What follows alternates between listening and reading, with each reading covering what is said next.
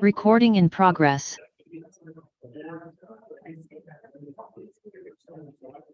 Recording stopped. Recording in progress.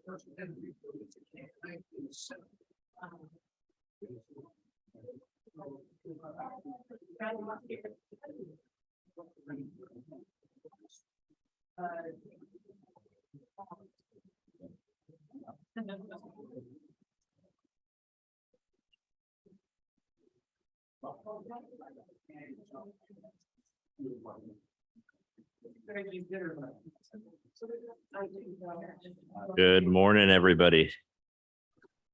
Good morning. Good morning.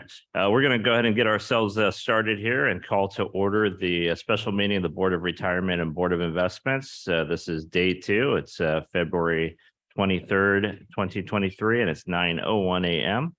Our first item, since we were doing a hybrid virtual and in-person meeting, is to go ahead and provide instructions for our hybrid meeting. Thank you, Chair Kehoe. This meeting is held virtually and in person, so I will do a roll call of the trustees to confirm attendance. Trustees Keith, trustee sitting on the Board of Retirement and Board of Investments, Trustee Herman Santos. He is present, just not in the room. He is present, but he stepped out. Trustee Jason Green. I'm present via phone. Thank you. Trustees on the Board of Retirement, Trustee Vivian Gray. Present. Trustee Antonio Sanchez. Present. Trustee Elizabeth Greenwood. Trustee Alan Bernstein. Trustee Les Robbins. Present. Trustee JP Harris. Present. Trustee Elizabeth Ginsburg. Here. Trustee Keith Knox. Good morning. I'm here. Trustee Ronald Oakham. Trustee Sean Kehoe. Present. Trustees on the Board of Investments, Gina Sanchez. Trustee Joseph Kelly. Trustee David Green. Trustee Patrick Jones. Trustee Onyx Jones. And Trustee David Ryu. Staff participating in the meeting include CEO Santos Kryman, Deputy CEO Louis Lugo, Assistant Executive Officers JJ Popowich and Laura Guglielmo, Chief Counsel Stephen Rice. Staff and managers participating today include Cassandra Smith, Tatiana Bayer, Tiona Fredericks, Hernan Barrientos, Russell Arena, Ricky Contreras, Vincent Lim, Allison Barrett, Eugenia Durr, and Frank Boyd. Speakers include Amy Dunn from Siegel Consulting, Dr. Sarita Mohanty from SCAN, and David Locke from CVS Health. Trustees participating remotely, please use the raise your hand Zoom option to be placed in the queue. For those participating in person, please gently push and hold on the mic button to speak. And now we may proceed with the agenda. Perfect. Thank you. Our first item is going to be our Pledge of Allegiance for day 2. So, and Antonio, can you please lead us in the pledge?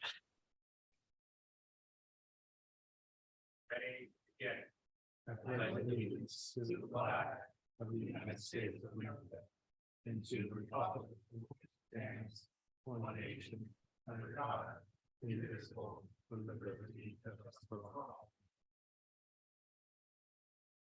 Thank you, everybody. And just a reminder, if you have your cell phones, please move them to silent mode.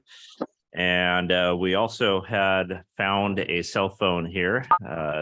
So if you lost your cell phone yesterday and went 24 or a few hours without it, I'm amazed. Congratulations. But it's yeah. I wish I was able to live that life. But we have it here, and I think we put it up in the front lobby. But check with Bonnie if you're missing your cell phone.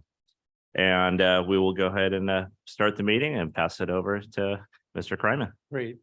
Thank you, Chair Kehoe, trustees, staff, and our consultants and members of the public, if they're here.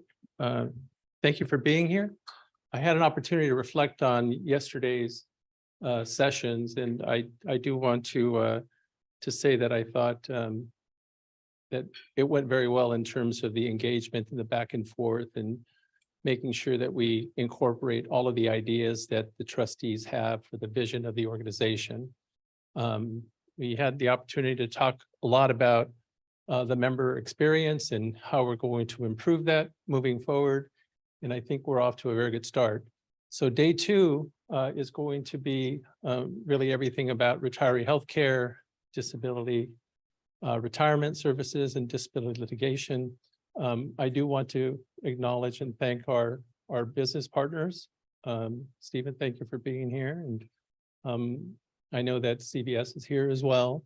And so I appreciate it. And SCAN is also here, and they're going to make some very, very good presentations to you all. I do want to recognize Trustee Robbins. He was the individual that wanted to make sure that we talked a little bit about some of the educational items that are going to be coming forth. I think Frank Boyd will make those presentations. And so it's important that we educate ourselves on all of these particular areas. We have some new trustees that have come on board that would believe benefit greatly with the education portion of it. And it also provides a refresher for our more seasoned trustees. So with that, I'd like to make sure that I thank Cassandra for Retiree Healthcare and Kathy. They've been working very, very hard. I know that we've been negotiating. I think we've completed negotiations on terms of the providers. They nod yes, so that's a good thing, and that will be coming before the Board of Retirement very, very soon. And so we're pleased with the negotiations and all of the hard work.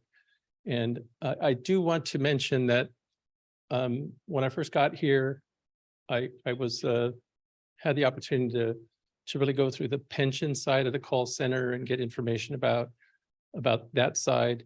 I never really had the opportunity to focus in on the retiree healthcare side. So I made it a point to make sure that I had access to the phone calls of both the pension side and the retiree healthcare side. And it became very apparent that the retiree healthcare side is incredibly complex, and the different touch points and the different stages that our members go through, pre-Medicare, once they turn eligible for Medicare, is incredibly complicated and a very, very important decision for our members. And so we're going to continue to try to educate our staff to make sure that we're providing the level of service that they deserve, and making sure that they're going to make that decision to the best of their ability and that benefits them to the max. So with that, I'll go ahead and turn it back over to the chair, and we can move forward. Thank you. Thank you. And I skipped past our public comment. This is a public meeting, and that's been properly agendized. So let me open it up for a public comment. I'm assuming we have not received any requests. We have not received any requests. Okay, and if anybody's here, just wave your hands and you can talk. I see none, so that lets us move on to our retiree healthcare overview. And who will be taking that?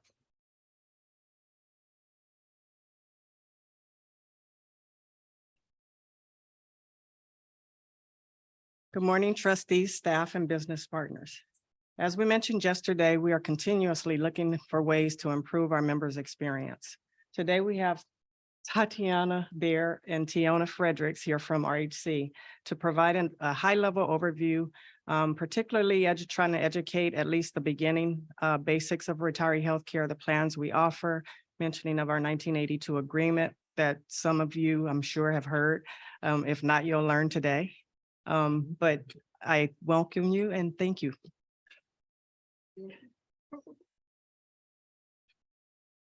Good morning, Chair Kehoe, Board Trustees, LACERA Executive Office, LACERA's management, and guest speakers. My name is Tatiana Bayer, and I'll be presenting the Retiree Healthcare Benefits Program along with Tiona Fredericks. A little bit about myself. I was born in Rio de Janeiro, Brazil. That's where my accent is from. After moving to California, I began working for LACERA, and I've been with the Retiree Healthcare Division for over 22 years. I began as an agency temporary temp and move around all units in the healthcare division, and I oversee the operations unit. And operations staff, they process and triage every single enrollment form we receive, coming to new enrollments, changes, cancellations. We also manage some eligibility and carriers issues and day-to-day operations. Operations, they also oversee the Part B reimbursement process, although it's a all hands on deck process handled by all division due to the high volume of verifications we get every day. And we also send the healthcare packets for newly retired members that your board approves for both the service retirement, service connected and non-service connected disability retirements.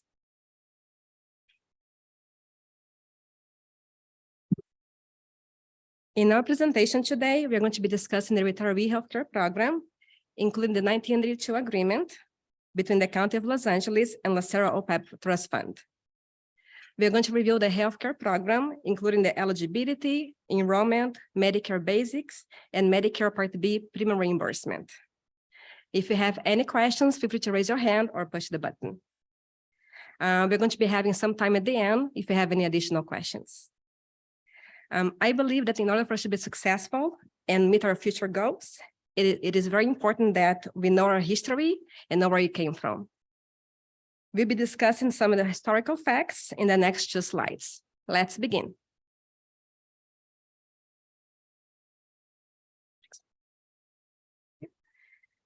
So the County of Los Angeles signed an agreement on April of 1982, which is going to be discussed in details on the next slide. Prior to May of 1982, the LACERA sponsored healthcare benefits was administered by the Retired Services Division, and it was handled as a part of the retirement payroll function. In May of 1992, the Retiree Healthcare Division was formed, and at that time, we are known as the insurance section. The goal was to centralize the healthcare program into one division. At the time, it was managed by Kathy Migita. When we first introduced the healthcare program, we had the first Medicare Advantage plan. Back in the day, they used to call Medicare HMO plans. And we also introduced the Medicare Part B program reimbursement. The initial Medicare plans offer were Kaiser Health Pledge, now known as Kaiser Senior Advantage, Secure Horizons, now known as United Healthcare Medicare Advantage, and FHP Golden Healthcare, which was terminated in June of 1994. We also had one Medicare supplement plan, Provident Plan 3. Now it's replaced by Anthem Blue Cross Plan 3. Thank you. In addition, the basic plans offered were Kaiser, Blue Cross Prudent Bayer, Cigna Network Model Plan, Provident 1, and Provident 2. And we also had one dental vision plan also with Provident. On January 1994, the Caremark managed prescription drug was implemented, and is currently the prescription benefits for the members enrolled in Anthem Blue Cross 1, Anthem Blue Cross 2, and Anthem Blue Cross 3. On March 1996, the Board of Retirement approved the offering of the long-term care insurance underwritten by Transamerica back in the day. We had done a mass mailing at the time to all LACERA retirees, and we also implemented the payroll deduction in December of 1996. The current long-term care insurance that we sponsor is LifeSecure. An open enrollment mass mailing for the new prepaid dental plan, the Cigna Dental Health, was also sent in May of 1996. And on September of the same year, an open enrollment mass mailing for the Scan Health plan was also completed. On February 1998, the Board of Retirement approved the Blue Cross of California as the medical insurance indemnity carrier, replacing the Provident plans. Next. On January 1971, with the assistance of the consultant, Johnson & Higgins, LACERA first offered the hospital, medical, and subsidized retirees premiums by using excess earnings. At the time, the Board of Retirement offered retirees the choice of remaining Blue Cross, Kaiser, or Ross Lutz from an active employment status. For those that chose not to have those plans, they were offered Occidental or Kaiser Permanente. The benchmark rates were established based on the indemnity plans, and we still use the indemnity plans as the benchmark rate as of today. As previously stated, the County of Los Angeles and LACERA signed the agreement back in April of 1992, in which the county agrees to provide a health insurance program for retired employees and their dependents, providing hospital, medical, dental, and vision benefits, not less than those currently being provided. LACERA also agreed not to lower retired members' contribution towards insurance premiums or increase medical, dental, vision levels without the consent of the County of Los Angeles, unless it's a state or federal mandate law, or is a free benefit given by the insurance carrier, such as disease management program or gym discount membership. At the time that we signed the agreement, the county agreed to continue to provide a health program for the retired employees, as long as they also offer the benefits for the county active employees. In August of 1994, there was an amendment to the 1992 agreement, which the county signed with LACERA, an agreement that provides the healthcare benefits for retirees, even if they stop offering health insurance benefits for the active employees.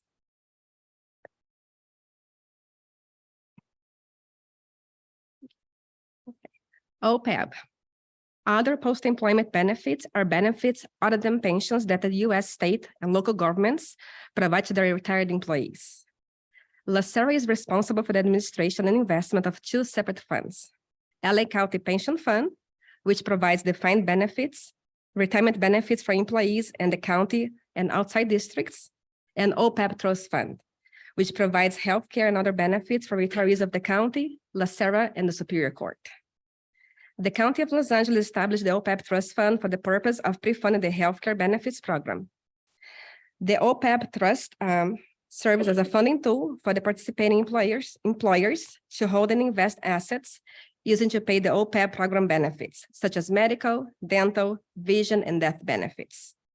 OPEB funding does not include the retirees' pension fund. And in May 15, 2012, the Board of Supervisors approved establishing an OPEB Trust Fund to pre-fund the LACERA-administered retiree healthcare benefits program.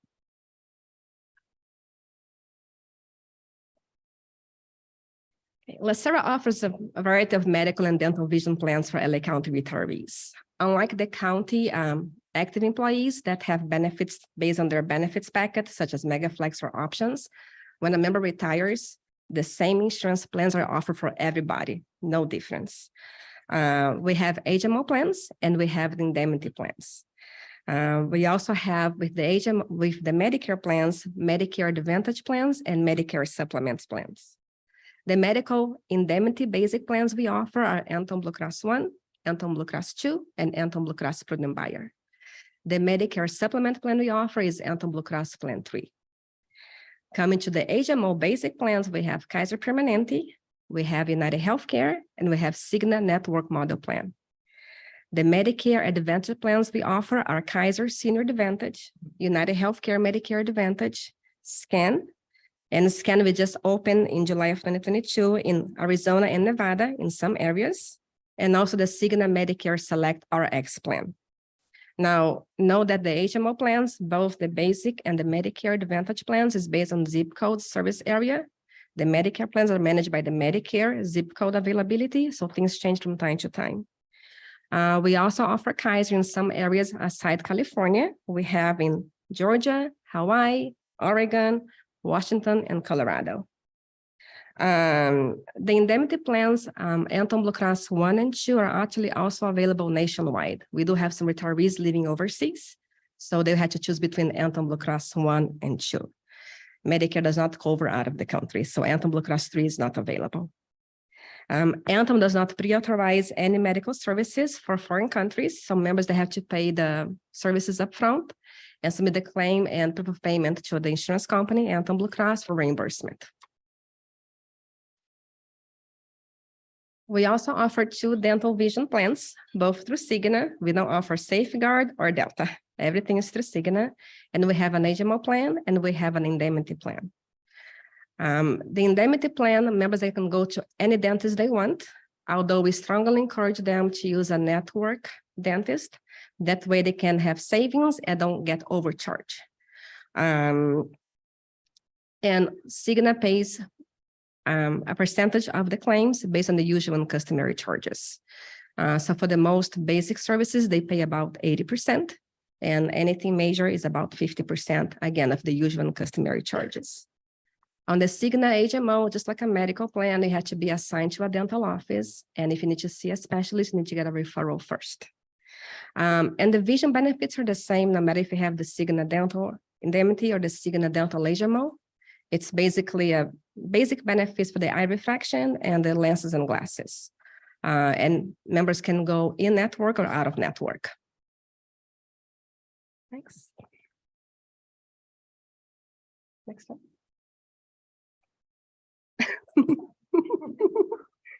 Almost there. As of last year, we added some sample of all enrollment forms that we members have to complete to enroll in the healthcare program.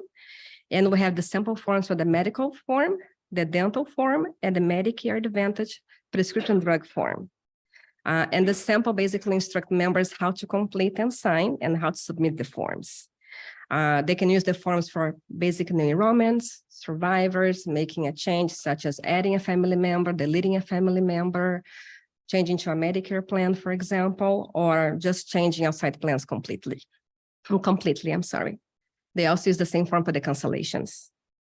And the sample forms, members can go to LACERA.com and they go to the Retiree Healthcare tab and they select the healthcare resources and then RHC, forms, and publications.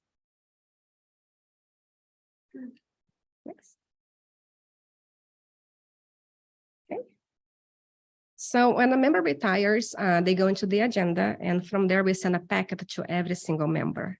And the packet has a lot of information such as brochures, comparison charts, comparison of dental vision benefits, rates booklet, and some healthcare guides. Inside the packet, it has everything regarding eligibility and how we process the enrollments and deadlines. Members, they must submit the enrollments within 60 days from their retirement date, or when they show on the agenda, meaning when they get a board letter approving their retirement. If somehow they miss the deadline, they are subjected to the late enrollment periods. There's a 6 months waiting for the medical, and there's a 12-month waiting for the dental. Now, reminding that once we send a packet, we also send reminders, certified reminders. We also call some members as well. So we do all we can to make sure they enroll on time. LACERA does not offer open annual enrollment.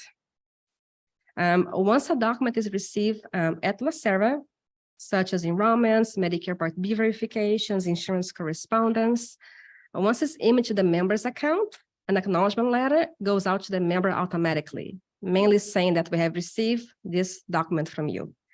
If the members register on the member portal, they get acknowledgement letter electronically. Local 1014 retirees, they must contact Local 1014 if they want to continue the health insurance with Local 1014. Us, LACERA, we do not provide counseling or enrollment information coming to Local 10 medical plans. Although the Local 1014 coming to dental vision, they apply through LACERA, one of the Cigna plans we offer. If a member chooses to waive insurance, and some do, we kindly ask them to submit a waiver to LACERA so we can document the account. And once we process the waiver, they get a confirmation letter from us. Now I'm going to pass on to Tiana Fredericks. We have a question from Mr. Knox. Just quick question, if somebody submits that waiver, they can opt back in whenever they feel like it? If it's within 60 days, yes. Okay, so the So- the waiver is at the outset of enrollment, right, of retirement. You can't a year or two in decide to waive either? You can, so when somebody retires, they get a packet from us and the waiver is included. So sometimes they choose to waive, but then like a year later, they want to have insurance. When they apply a year later, from the time they apply, they have to wait 6 months for the medical Got it. and then 12 months for the dental. Perfect. Thank you. Some people, they waive and they change their mind like right away and then they apply and we go by the last document we got, Understood. Thank you. of course.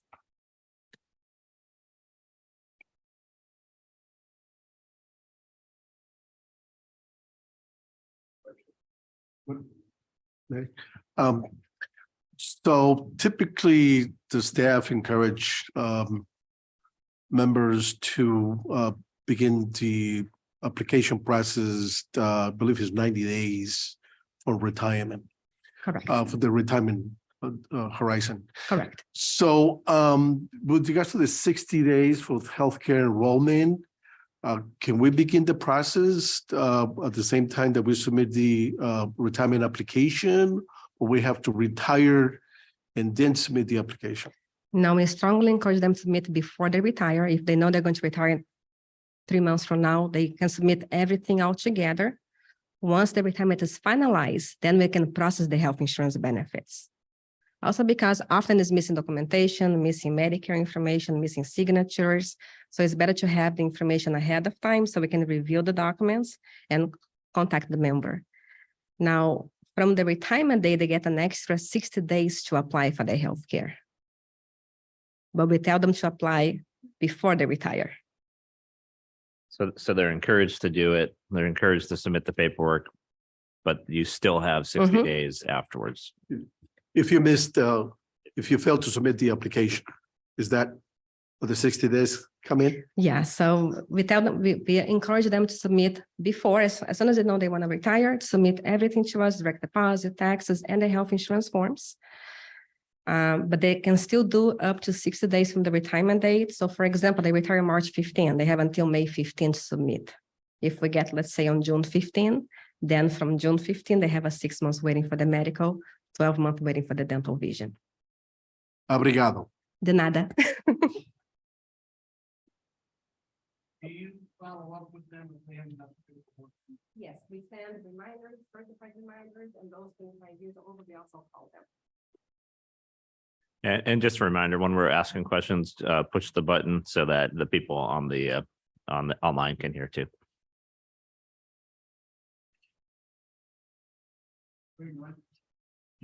Hold it down. Green light, Keep holding it down while you're Yep. talking.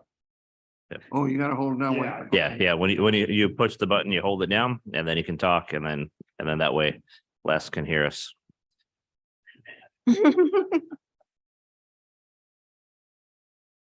Hey, good morning. My name is Tiana Fredericks, and I've been with LACERA for about 15 years, and 12 of those years I've spent in retiree healthcare. I pretty much manage what we call our quality assurance division, and what we do is quality control division, but we do is provide quality assurance as it relates to enrollment forms, as it relates to call center monitoring, as well as carrier discrepancy reports. So we basically are tasked with the function of sifting through, ensuring that we are compliant with carriers, ensuring that the enrollments are accurate and correct and in compliance, as well as our call center. What I'll be doing is providing you with an overview of the member and dependent eligibility, the cost and benchmark, the tier 1 and tier 2, the Medicare basics, Medicare Part B reimbursement, and our RHC enhancements. Member eligibility. All of our retirees who retire from the County of Los Angeles are eligible to enroll in our LACERA administered plans. Regardless of if you had coverage with the county active, you're still welcome, okay? We also offer benefits to participating outside agencies that you see listed on the screen here. Dependent eligibility. Well, what about our dependents? Dependent eligibility as it relates to LACERA administered plans, it includes lawful spouses as long as you're not legally separated. It also includes domestic partners registered by the California Secretary of State. Also dependent children. So natural born children, adopted children, stepchildren under the age of 26, they're all eligible for our healthcare plan. And this is regardless of their marital status. We do require birth certificates and marriage certificates when you enroll dependents.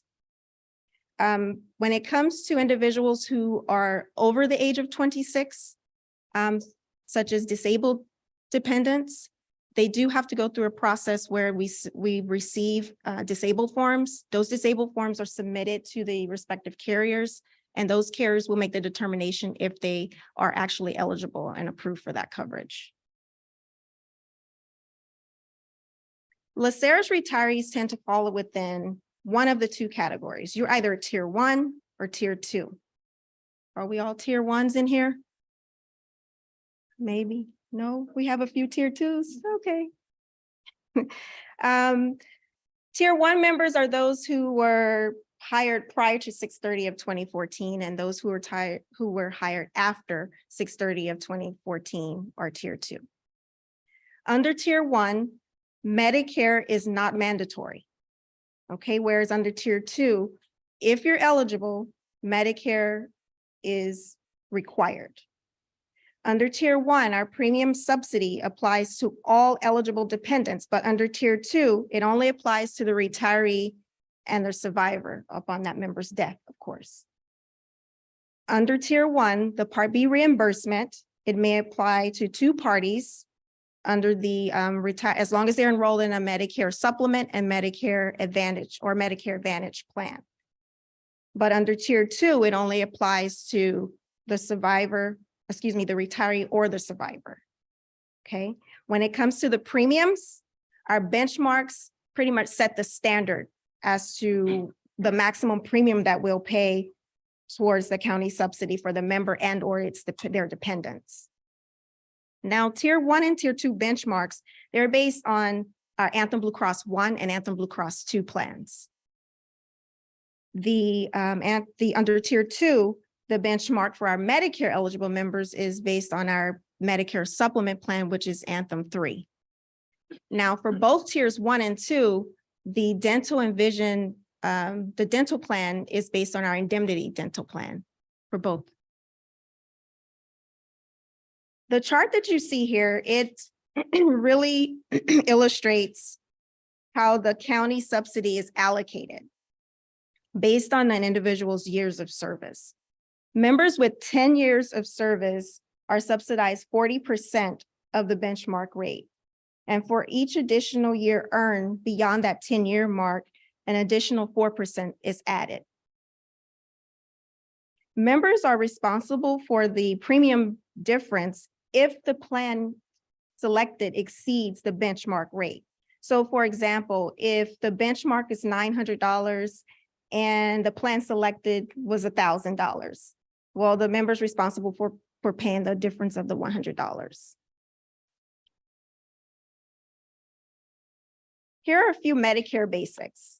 Well, Medicare is defined as a federal health insurance program, and it's a fee-for-service plan, meaning the doctor provides services, doctors and providers provide services and are paid for those services. To be eligible for Medicare, recipients must be 65 or older, although some individuals may qualify for Medicare when they're under 65 because they may have certain disabilities. And individuals can qualify at any age if they have kidney failure, permanent kidney failure. Ultimately, LACERA advised members to contact Social Security directly when it comes to Medicare eligibility, because of course we do not make that determination. So what does LACERA require when it relates to Medicare? Well, members over 65 and older must provide proof of Medicare Parts A and B or a letter of ineligibility. Thereafter, that proof of Medicare Part A and B is required. They would have to update that on an annual basis or as needed, on an as needed basis. However, this year of 2023, during our annual Part B process, we changed a little bit of how we manage the process, where members were not required to submit Part B verifications, simply because this year we experienced a decrease. The Part B premium amount decreased from $170.10 per month to $164.90 per month. So that was one of the saving grace, that we didn't have to take in all of those documents this year. Yes, sir. Yeah, if you, do you only pay for the member, or do you pay the $164.90 for the spouse also? For the member or the spouse, and it's up to 2 parties per household. Oh, okay, thank you. That's tier 1. And that depends also on what tier they're in. In Right. tier 2, it's only. Tier for the 2, member. it's only the retiree or the survivor. Just for clarification. Sure, That's tier 1. right, Tier 2, it's just the member, right? right, just the So- member. That's why you gotta be real careful if people are asking you questions. What tier are you in? Because it makes a Exactly. huge difference. Correct. How does someone become eligible for the Medicare Part B reimbursement program? Well, to be eligible, you have to enroll in a Medicare Advantage plan or a Medicare Supplement plan. And they also must pay for their premiums, their Part B premiums. That means those Part B premiums have to be paid directly to Medicare. If it's subsidized, if those premiums happen to be subsidized or paid by the state of California, by the state, we will not reimburse you. You're not eligible. And of course, it's up to the standard rate after approved by our board. As mentioned a few slides back, the tier 1 members may receive a maximum of 2, and that's what we just mentioned here. A maximum of 2 Part B reimbursements per household, will not exceed it. And tier 2 members, it's only for the retiree. So you always have to look at tier 2 as we're only taking care of the retiree in tier 2. Our focus is the retiree or survivor if that retiree happens to pass away. As we continue to improve our members' experience, we are currently working with our systems division to help automate this Part B process. So the fact that we did not request for verifications from all of our members this year is just a start to how we're just working to make that experience a little bit better for the member as well as for on the administrative side. So I'm really excited about that. I have a quick Yes. question. Vivian? Yes. If you're in tier 1 and you choose not to participate in Medicare, which is allowed under tier 1, does our, say, Anthem Blue Cross 2 pay for everything? Like, I know that Medicare is your primary and then we become secondary if you sign up for Medicare, correct? Yes, if you're not in, but you're saying if you're not enrolled in Medicare. Medicare? And if you're tier 2 and you're not enrolled No, in tier 1. tier 1, okay, and you're not enrolled in Medicare, Mhm. then yes, we have like an Anthem Blue Cross plan that can accommodate you in that scenario Okay. without Medicare. So normally with Medicare, depending on what section you're in, depending on your salary, depends on how much you pay for Medicare. Now, if you're in tier 1 and you don't sign up for Medicare and you don't have to pay that $500 per month, then does retiree healthcare plans cover everything that the retiree needs? Let me jump. Yeah, you would be just like you'd be pre-Medicare. So if you were 55, you'd be in, say, Blue Cross 2. And then when you're 67, if you didn't join Medicare, you would continue that plan just like you were before 65. Yeah, although there are If that's that. limitations, if somebody's over 65 and they don't have Medicare, they can only have basically the indemnity plans and Cigna network model plan, because United Healthcare is only for members under age 65. And we no longer have the Kaiser Access one, meaning Medicare A only. So if you have Kaiser, you want to keep on Kaiser. If you're not eligible, fine. If you are eligible, you must have A and B, even if you have to pay more, otherwise you have to change medical plans. But the Blue Cross 2 example would. One would to stand. buyer is available always. Yeah, but remember, we've got only 1 million, Yes. and that's Let's not a go big there. issue. That's. Okay. Yes. That's Kathy's fault. She should have had that done 10 years ago.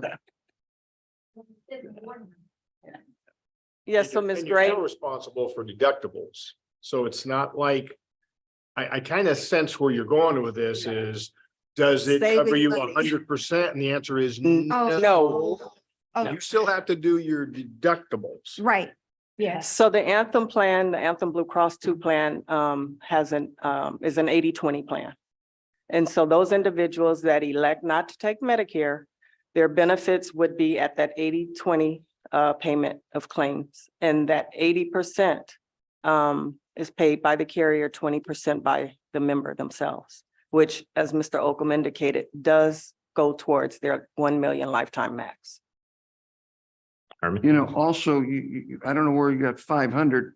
Vivian, I don't know where you got 500, but it's only $164 for A and B. But there's means testing, so. Yep, those are your means Which they tested. reimburse. And then you get, Cassandra, you get the supplement, free. Is that Up to correct? Yeah. 164, whatever that is. Yeah. Right, Every the year- Standard rate. Unless you're making more money, and then it can go up to 400 That, something. I got the approximate 500. Right. I think she's She's talking referring to the about- means tested individuals, Yeah. where they pay, the means tested, where the high income people Right. pay more than the 169. The IRMA. And Herman? Like Mr. Santos. Tier 2, Mhm. spouse, under 65, not a company employee. What happens to her or he in Under- terms of the healthcare? Do they get, what type of healthcare Yeah. the wife will get? Right, they can enroll, but the member will be responsible for that premium. Because under tier 2, we're only taking care of the retiree proper. So the premium will be divvied up based on dependent only, and that member will have to pay for that dependent to be insured. So none of the subsidy amounts that we just talked about will go towards the dependent. The subsidies are allocated for the member or the retiree. So they're still eligible for the group rates Right. and benefits, but they just got to pay out. of But they pocket. just have to pay out of pocket for that, the premium, the monthly premium they do. Oh, yep, Mr. Knox? So just to follow up on that, I had not understood before, what roles to the spouse when they become a survivor? Upon the Well, member's death. upon the Yeah, member's upon death. the member's Right. death, what happens with that healthcare? Does that coverage for the member roll to the survivor or no? Well, you're talking, okay, tier 2, Tier two, forgive okay, me, tier tier 2, tier Following 2, right, tier 2 now, I always tell people, look at it as the tier 2 member now, the survivor is considered a subscriber. They have their own account in their own right. And that's why tier 2 only applies to retiree or survivor in the event the retiree passes away, of course. So now this survivor who was a spouse at one point, now is a survivor, is now the driver of this in the driver's seat, and is the main primary subscriber. So we'll apply the subsidy towards that person now and everything else that's associated with that. Okay, thank you. Okay. But that changes with the PEPRA plans or remains the same with regards to the dependent? That was specific to tier That's 2, the specifically the PEPRA, same. essentially the PEPRA plan. Oh, I see. Because it was kind of confusing because it says here, if you were hired after June 2014, but. So somebody who was hired in 1997 and is retiring now but the spouse is on the 65. So she will also be subject to reimbursement. Right, that's a Or- tier one. Also, tier one is the pre-PEPRA Yes. plans. Yes. Got it. Thank you. So. We'll get you there. Watch out. Thanks. So the verification process, that sounds, excuse me, sounds like that's a lot of work on our behalf, LACERA. Who established the policies and the requirements of us doing this annual verification? Is this an internal process that LACERA established? Was this part of the 82 agreement? Yeah, so every year we had to wait for the Board of Supervisors to approve the Medicare Part B reimbursement. Once they approve, since I think it was 2016, Medicare changed how they charge members for the Part B. Prior to 2016 was one fee for all. Then IRMA began in 2016 or 15. So since then, people, they pay different amounts. So we don't know how much somebody pays unless we have verification on file. And that's why since then we began asking for verifications from every single member. And we get about 30,000 documents a year. So, but Sometimes more. who established that policy? We did? Okay. Yeah. It's part of our So, fiduciary duty just to make sure that we don't overpay Mhm. the members, the Part B, because we want to be as conservative as possible in order to continue that benefit for the retirees, because that's not part of their promised benefit.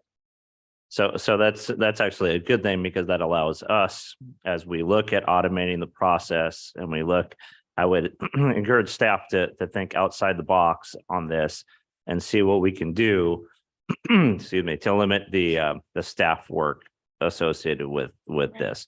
Because if we're chasing $15 increase between 1 year and this year, can we make the argument that's a fiduciary responsibility to try and save the employee hours and time and things that cost us to manage the fund? I mean, it might actually be more expensive to manage that $15, difference than it is to actually seek out, 40,000 verification letters. So I just leave that to staff as we look at it. I know you're already doing that, but that's a good thing. We have, I think, some flexibility there that you can bring some stuff to this board, perhaps to help with the automation process. You may recall yesterday I mentioned that for this next year, I anticipate the Part B to go back up. We've been working with systems this year while in this whole process where we would have that recognition for the standard Part B after the Board of Supervisors approve it. Those will automatically be updated, and any of them that are an amount other than that, those are the ones that my staff will be looking at and processing. And is there any way for us to connect with and work with Medicare on these types of automation Okay, and Kehoe? verification? I Yeah. was Good just about to question. say that. So we just initiated a data exchange agreement with Social Security, well, the application process. So that's one of the things that we're going to look into in terms of automating that Part B premium or IRMA data. So it is a quite long process, but that's one of the things that we're doing to try to automate that and not have our members, our retirees have to provide that. So if that's one option for us to go through in terms of eliminating the amount of work that we do in collecting all of that information. Right. And the good news also, since about 2 months ago, now we working with systems, we can store the Medicare amount for the member and dependent separately. Before we couldn't. So now it's going to be much easier to automate changes for the member and dependents, tier one. Perfect. Thank you. Yeah.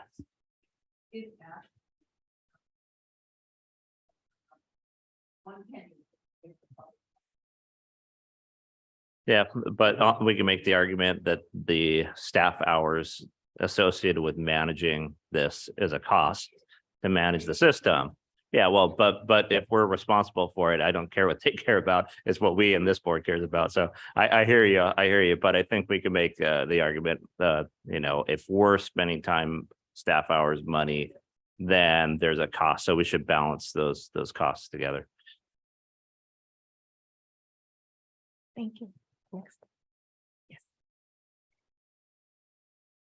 Which leads us to our plans for the present as well as the future. So we dabbled a little bit into what we're planning for the future. Some of the things that we're really excited about in RHC right now, the use of the callback feature in our call center through Amazon Connect.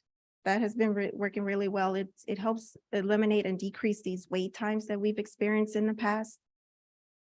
Also, our members have been very used to uploading their documents now, so we receive documents more timely. And that's great because it eliminates a lot of manpower that we're discussing here today. So we're excited about that. Also, the modification of the Part B process, which we've discussed. So that too is still in its infancy phases where we're just trying things and we're making sure that we try to make that experience a lot better and less cumbersome for the members. Also, something that's really excited that Ms. Baer touched upon is the interactive, the online forms where members have the opportunity to access sample forms, which shows them how to complete our enrollment form. And that's at their fingertips. And it's actually on our homepage right now. If you click on the first box in the middle, it takes you directly to our sample forms. So that's really, really exciting because we can spend some time on the phone with some members trying to figure out which page and all the pages, and it can be confusing. So that's really, really great. Now, in terms of our future, we're looking to get like Medicare videos on our website uploaded, as well as enrollment forms, RHC enrollment forms. And later on down the line, we hope that one day we'll be able to allow our members the opportunity to just click a button and submit their enrollment forms online. We're also looking at e-files, excuse me, with our carriers, which is really great. I mean, no carrier is not immune to that. Everybody's used to transmitting data electronically, but we're trying that out right now with Kaiser as a pilot program. So we're really, really excited about that. And just this whole support of everyone, trustees, all of you guys' support in our efforts to help improve retiree healthcare is just all of this dialogue that we have right here. This is great. I'm glad we're here and we're able to get together as opposed to online, because it helps kind of keep the juices flowing in terms of innovative ideas for RHC. So I'm really excited about that. And with that, I'll go, and I thank you for your time. Perfect. Let's go ahead and open it up for any questions. Sure. If they haven't been asked already. I think most have, but we definitely really appreciate, this was an excellent presentation. And in fact, I think every new onboarding trustee, if they're not going through this, they should go through this type of a presentation, or at least have this video available for them. Thank you very much. Just so you know, we do plan on uploading this onto LACERA.com as part of our education of our members, for our members. I also want to make sure that I point out that I believe in April, there are going to be 5 new members or staff that are coming on board for retiree healthcare. I think we're going to have 1 vacancy in the quality control area that we're still searching for, but they'll be fully staffed, hopefully by the end of the fiscal year.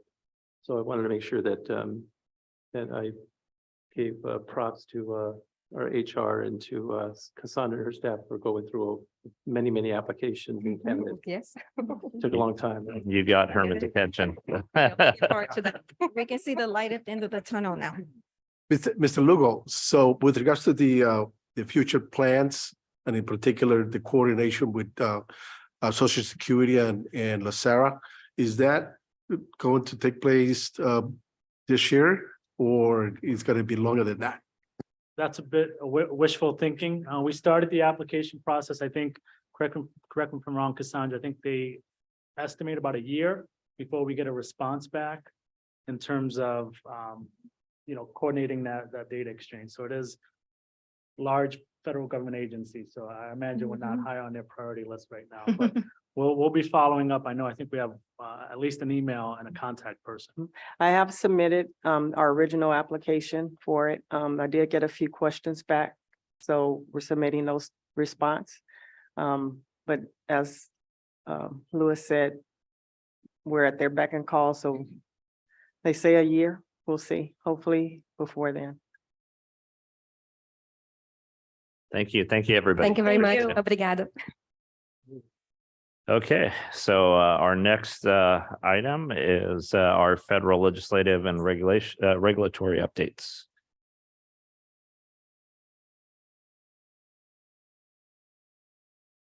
Yes, so next we have Amy Dunn. Amy is Vice President and Senior Consultant in Siegel's Health Compliance Practice out of their Glendale office. She has more than 20 years in compliance consulting experience, navigating federal, state, and local health and welfare laws and regulations. She earned her JD from Whittier Law College in Costa Mesa. She holds a master's in health administration and a BA in organizational leadership from Chapman University in Orange, California.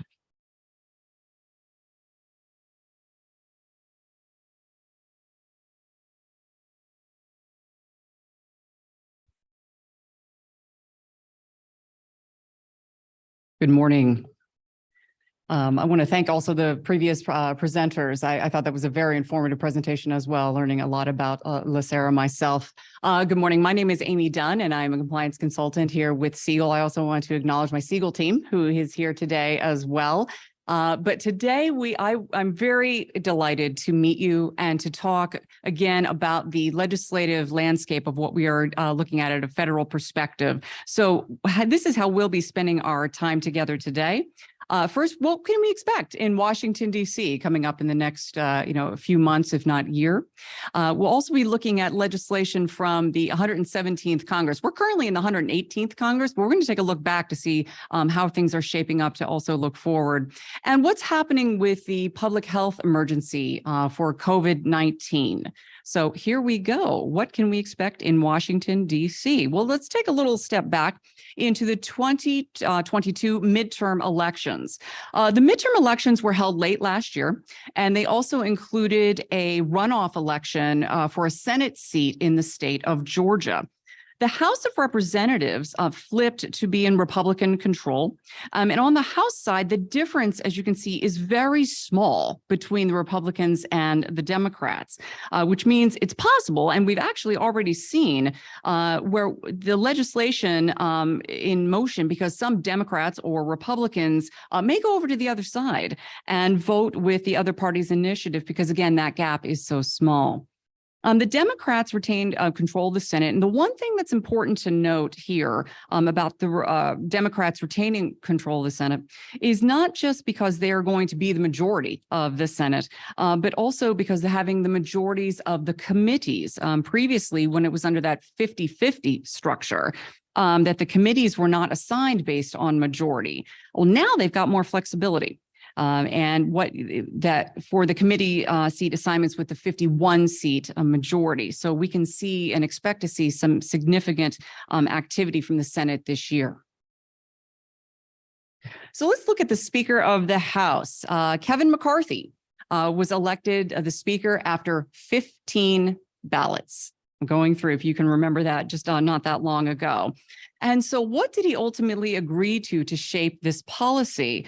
Well, the promises again about how to address the appropriation bills and debt ceiling, 2/3 of the majority to raise taxes and mandating new spending, but not tax cuts to be paid for, and permitting amendments to actually remove or reduce the pay of federal officials and votes on specific measures. Looking at that change in the House rules, though, it makes it actually easier to trigger an effective no confidence vote in leadership. So originally, I think Speaker McCarthy agreed to the changes that makes it easier for his detractors to start proceedings to unseat him. So just one representative can call for a vote to remove McCarthy. Previously, half of the House of the Representatives were needed. McCarthy originally agreed to a 5-seat threshold. But the committee assignments also were in play, and they were also demanded by the Freedom Caucus. The Freedom Caucus is a very conservative group that is on the Republican side, including positions on the very important, very powerful Rules Committee. McCarthy originally reported to agree to appoint 3 members from the Freedom Caucus to that panel. And since the committee will probably contain about 9 Republicans and 4 Democrats, the 3 Freedom Caucus members could break off and vote with Democrats to vote down any rules ultimately that they opposed. So every House committee will function like the House Oversight and Accountability Committee to use its authority to actually really dig into the Biden administration. So examples of this could include oversight for COVID-19. For example, the oversight in the new House Energy and Commerce Select Committee or Subcommittee on the pandemic to probe into the origination of the pandemic. And recently, and this is an example of what we were just talking about, the Republicans passed a bill to end the current public health emergency, and we'll talk about that in just a little bit. And originally, the Democrats all stuck together to oppose that measure, but ultimately, 7 crossed the party lines to approve terminating the vaccine mandate for healthcare workers whose services were billed under Medicare and Medicaid. Example for the judiciary, some things we're seeing there, the Department of Homeland Security and dealing with Secretary Mayorkas and issues going on with the border, as well as foreign policy, the new select committee to look at strategic competition between United States and China, foreign affairs and armed services subcommittees. And let's talk about into the federal debt limit. Economists and bond strategists are warning that of a risk of a kind of turmoil seen back in 2011 when the debt ceiling standoff led to the S&P Global Ratings downgrade of the sovereign U.S. rating from AAA. And those equities at that time tumbled around the world, and U.S. consumer confidence ultimately fell. And President Biden will really ultimately press the speaker to commit avoiding a default on the nation's debt, to release the budget plan and to outline the spending cuts proposed by the Republicans. So President Biden and the speaker have initially met in beginning of this month. And the speaker ultimately wants to set a budget cap agreement to reduce federal spending back to 2022 levels. The Treasury Department says that it will be taking extraordinary measures to avoid defaulting on the nation's debt and expects that the ceiling won't be breached before June. The Biden administration plans to release its proposed budget for the 2024 fiscal year by March 9th. And in looking at that budget, Speaker McCarthy commits that the House Republicans will create a plan for a balanced federal budget within 10 years. Including long-term reforms, mandating the mandatory spending programs, including the entitlements like Medicare, Social Security, Medicaid, as well as capping discretionary spending during the first fiscal year of the Biden administration. And I think politically, this is going to be a bit of a challenge. It already has its headlines pointing out that potentially could mean cutting $75 billion with a B in defense spending from current levels.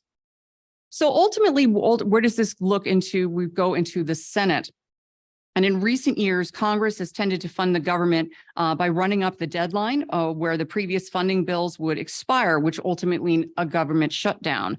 And when passing either a continuing resolution extending the status quo of the funding levels for a time, or one massive omnibus bill where the whole federal government, for example, which has just recently happened, as you can see. So Republicans generally hate this practice. They want to put a stop to it, but they know that they don't have unilateral power to do so because the Democrats control the Senate as well as President Biden in the presidency.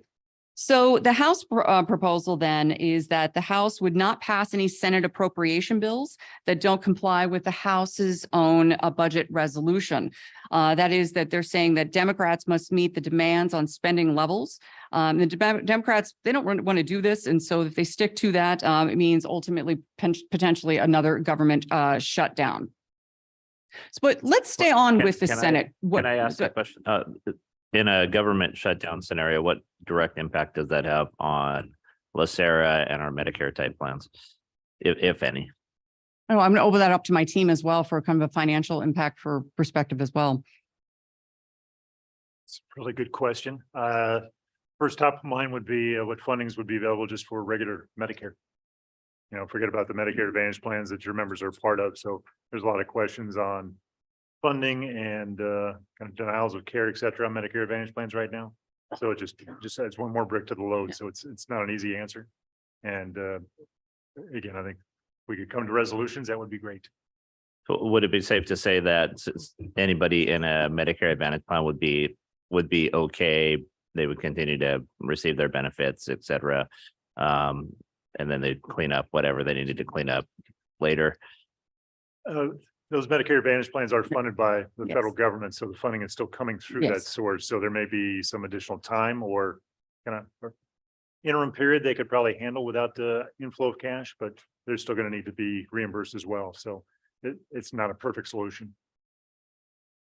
Okay, so it's still an unknown. It sounds to me like an unknown type scenario that we don't know any direct impact that it would have on us. And we could just hope for the best. I would say stay tuned. Yeah, okay. Okay, well, maybe that's a good staff exercise to look into and see what the potential would be. Not that we think that that's going to happen, but you never know. And I'd like to be prepared in the event that that does happen. Thanks for the easy question. If I can follow up on that. So there is still time to get up to Congress and explain to the legislators the impact that potentially could have to members.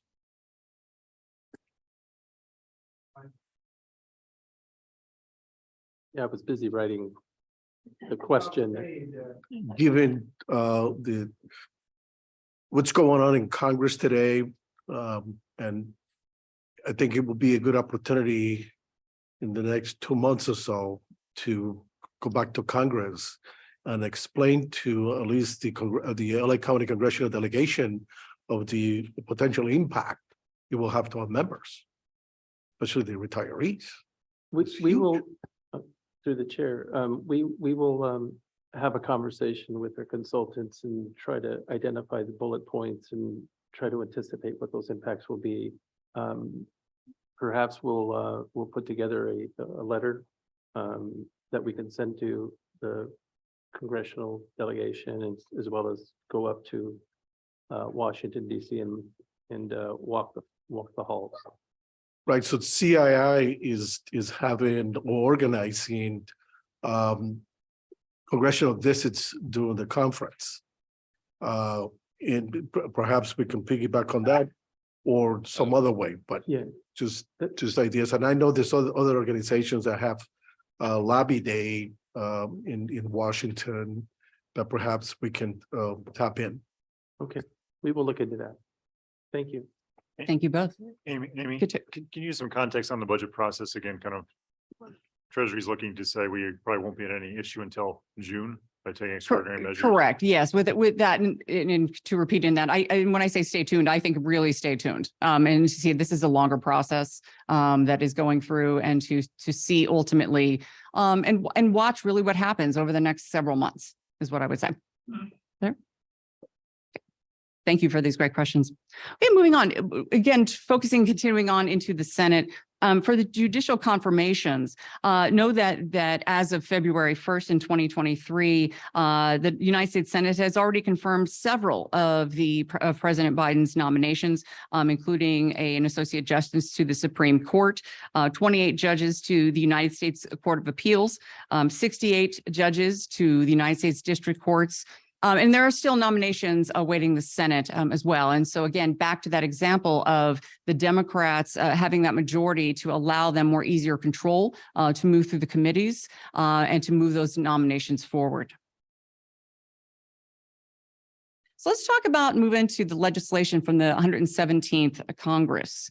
One of the things that I think we ultimately saw a fair amount across the board, not just in Medicare, but also in regular commercial plans for active employees, is the use of telehealth services during the pandemic over the last, oh my goodness, almost 3 years now. It's hard to believe it's been that long already. We did see a great deal of activity when it comes to telehealth and the ability to see virtually a healthcare provider. And so during for the Consolidated Appropriations Act of 2023, there were some changes to Medicare that will be temporary through 2024. The ability to see a provider for non-behavioral or mental health teleservices that individuals actually can be provided through services by a physical therapist, an occupational therapist, speech language pathologist, or audiologists. Now, again, this is also including audio and video types of communications. Now, it's set to in 2025. It is set to revert back to the old policies where generally it was only available in rural areas.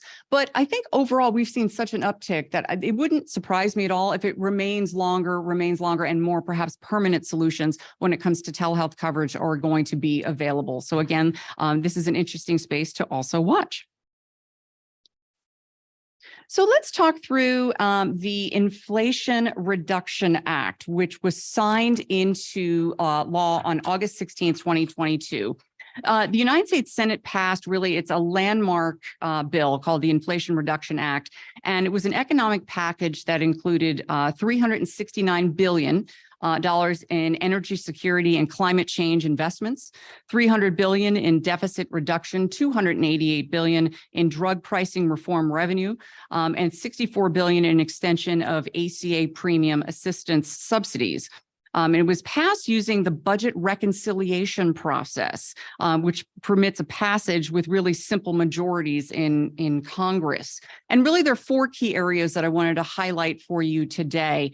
Medicare negotiating prices for certain prescription drugs, Medicare receiving inflation rebates from manufacturers, that Part D coverage there would be some changes, as well as Medicare coverage, including for vaccines and for insulin. So focusing on the negotiating price for some drugs. For the first time, this act will require the federal government to negotiate prices for some high-cost drugs under Medicare. Eligible drugs will first come from the Medicare Part D program, including the outpatient prescription drugs, but eventually will include both Part D and Part B drugs. And Part B drugs are administered in the doctor's office or a hospital. And the Department of Health and Human Services, or HHS, would negotiate prices for up to 10 Part D drugs in 2026, 15 Part D drugs in 2027, and 15 Part B and D drugs in 2028. In 20 drugs going forward, Part D and Part D going on in 2029 and beyond. And those are cumulative. That's stacking on top. So eventually we, kind of 50 plus types of drugs. The drugs will be available to be negotiated. They'd be selected from among the top 50 drugs by total expenditure in 2023 for Part D and for Part B. The drugs must have been licensed by the FDA for 7 years, or it's 11 years for biologicals. And HHS would enter into negotiations with manufacturers to determine a maximum fair price for those selected drugs. The maximum fair price would be based on the lowest of the percentage of the average price determined by years on the market. And the Department of Health and Human Services, they need to adopt a process to ensure that the implementation of that maximum fair price for Medicare individuals in both Part B and Part D plans would be there. And there are penalties on manufacturers for imposing a higher price for failing to negotiate, and that could involve civil monetary penalties and potentially an excise tax. And the Congressional Budget Office estimates that the drug negotiation program would save about $102 billion to Medicare over the next 10 years. However, the law does not require manufacturers to make the negotiated price available for ultimately employer-sponsored health plans. More to come on that over the next several years. And looking at this to inflation rebates to Medicare, additionally, beginning in 2022, the drug manufacturers will be required to pay rebates to Medicare. And I want to emphasize that, to Medicare. If their prices for certain Part D drugs increase faster than the rate of inflation over a 12-month period of time. And starting in this year, for Part B, that the drug manufacturers are required to pay those rebates again to Medicare if for certain prices, if they increase faster than the rate of inflation for a particular quarter. And so advocates actually in the employer-sponsored health group health plan space attempted to have language to the act that would require payments of rebates to the employer-sponsored plans, as well as Medicare. However, the Senate parliamentarian did not permit this language to be included as it did not have a federal budgetary impact. So again, this is another landscape piece of something we're seeing. As well as now Part D benefit changes. And so the Medicare prescription drug benefit would be significantly modified to eliminate participant coinsurance during what's known as that catastrophic payment period and the change of who pays during that period of time. The Medicare beneficiaries' out-of-pocket spending on outpatient prescription drugs would be capped at $2,000 in 2025. In addition, in 2024, a 5% beneficiary coinsurance requirement above Medicare Part D, the catastrophic threshold, would be eliminated.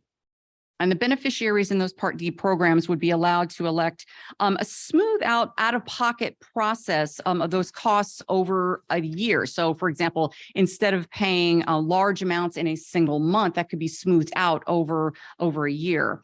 The beneficiary premiums for Part D plans could not increase more than 6% per year from 2024 through 2029. And the payments by the federal government to Part D plans would decrease, with plans picking up a larger share of the cost during a period after which the individual has met their out-of-pocket costs. Excuse me.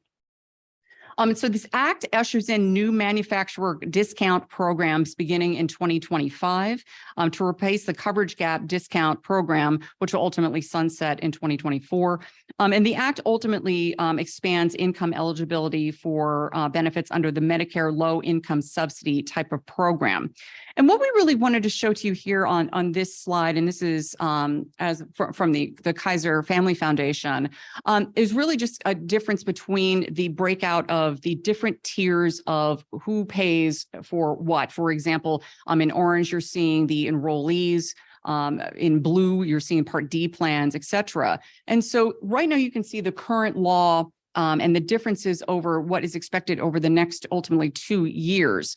I'm highlighting for you here just that out-of-pocket spending threshold that currently is showing here is at about $3,100, that in 2025 for an individual, for the actual individual, that cost threshold would be reduced to $2,000.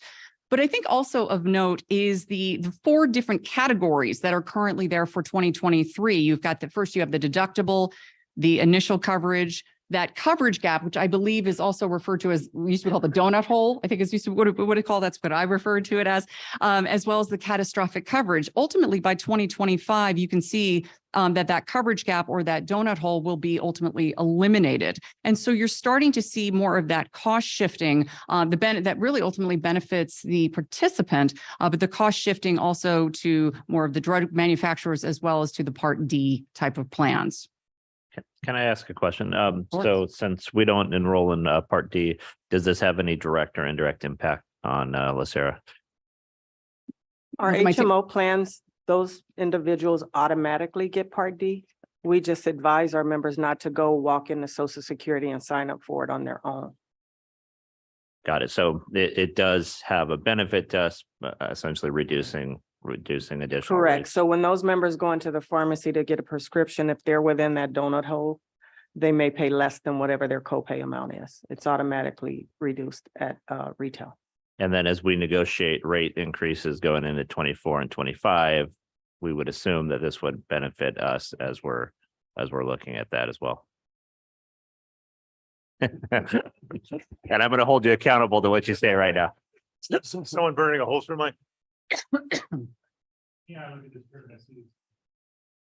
Member perspective, retired perspective, these are all benefits or advances, but the dollars are shifting. So some of that financial burden will be by the pharmacy manufacturers, some will be by plan sponsors who have lower back premiums to some degree. So as the money goes away, it's being shifted. Got it. So, and we don't know exactly where that shift is going to, because if it's on the pharmaceutical side, then we we should anticipate lower rates, but if it's on the plan side, then there's going to be an impact of increased rates. So since we don't know where that's going to be, we don't know how that's going to impact the rates. Is that Well, also, Sean, you got a 6% increase for 6 years, which is 50%. I mean, if you factor in, 6%.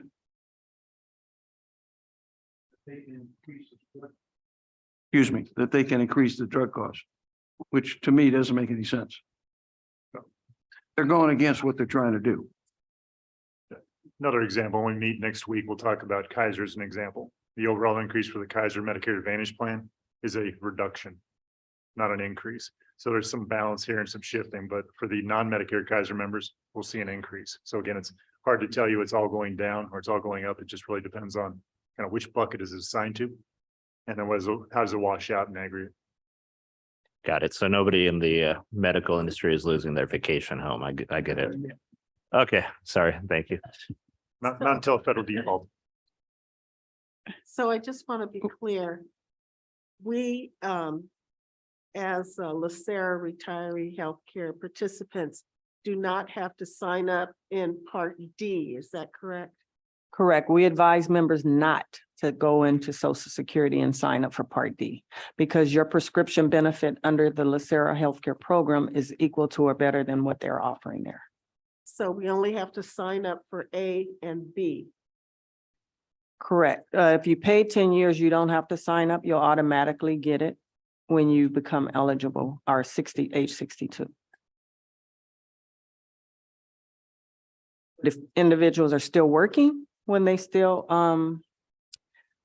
obtain age 65, age 65, they do not have to sign up for B. They don't sign up for B while they're working, but when they retire, they definitely have to sign up for B as in boy, but do not sign up in D. How much time do you have to sign up, Sandra, after you retire?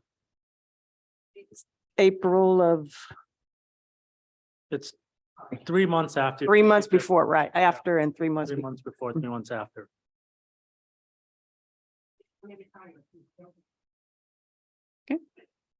Thank you very much for questions. I'm going to move on to our last point on this, and this is involving insulin coverage, the changes to Medicare. And so, and I think also just to kind of take a pulse on this too and a beat, this law, as we can see, it's incremental. It's doing different things. We're learning a lot of different things. We're having a lot of great questions that are coming through with this as well. So insulin coverage, the Medicare changes that in 2023 and 24, that Medicare beneficiaries cannot be required to pay more than $35 for a 30-day supply of insulin. And in 2025 and beyond, that changed to a lesser of $35 or 25% of the negotiated rate. Now, note something here on the bottom, that for group health plan changes, that there are no changes. Okay, for group health plans, that the cap on the insulin does not apply to group health plans or the employer-sponsored plans. The cap does not apply also to the retiree plan that gets the retiree drug subsidy. And I know that there was some confusion about that, but that's kind of really the line there as well. And so what was not included in the Inflation Reduction Act? There was no expansion to Medicare to cover vision, dental, or hearing benefits. The Medicare eligibility age was not lowered. The change in calculation of affordability for ACA, Affordable Care Act purposes, there was not a federal leave type of program. And the Build Better Act, you may have heard about that from the last year or so, that would have made some more substantial changes to Medicare and other types of programs, but that was not enacted. And so these were really scaled back into the Inflation Reduction Act. Okay. And then finally, I'll leave you with this, with the public health emergency. This was again enacted originally, now going on almost 3 years ago, but they announced that the public health emergency, which actually it kept being renewed almost every 90 days. And again, it was actually renewed 12 times for this, that the national emergency will be ultimately extended until May 11th of 2023, and it will be lifted ultimately at that time. And so what does that ultimately mean? Well, in the coverage world, certain benefits were ultimately required to be covered. For example, the testing required to be covered, in some cases in the vaccine, depending on the types of plans. But I just want to note here that Medicare Advantage plans may have extended additional coverage for those COVID related tests and treatments. So it's important to take a look at each of those different plans and determine how they ultimately are assessing the end of the national or public health emergencies. And just kind of looking at that financial impact that Department of Health and Human Services, they announced, this was back in August of 2022, that more than 3 in 4 Americans have received at least one COVID-19 vaccine, that the therapeutics are available within 5 miles of 90% of the Americans, and testing is readily available. Now, what we're going to ultimately see as well is that the federal government will start to transition the responsibility to the private sector for paying for for example, the vaccine and the therapeutics. Right now that the government has been paying for the ingredient costs, is my understanding, of the vaccines. And then the plans would be ultimately paying for the administration. That ultimately, I think, will be transitioned more to the plans into 2023 and learning into the therapeutics, including, I can't pronounce that. Nope, that word. And Paxlovid, that one I got into 2023 for you as well. So just that was, again, the quick update. I want to again open it up for any types of questions or comments that you may have. Any questions? Anybody online have any questions on the phone or online? Okay, thank you very much. I want to thank you all very Excellent. much for your time. Thank you so much today. Perfect. So that brings us into a break 5 minutes early. So we will go ahead and take a break until 10:45. You have until 10:45. Recording stopped.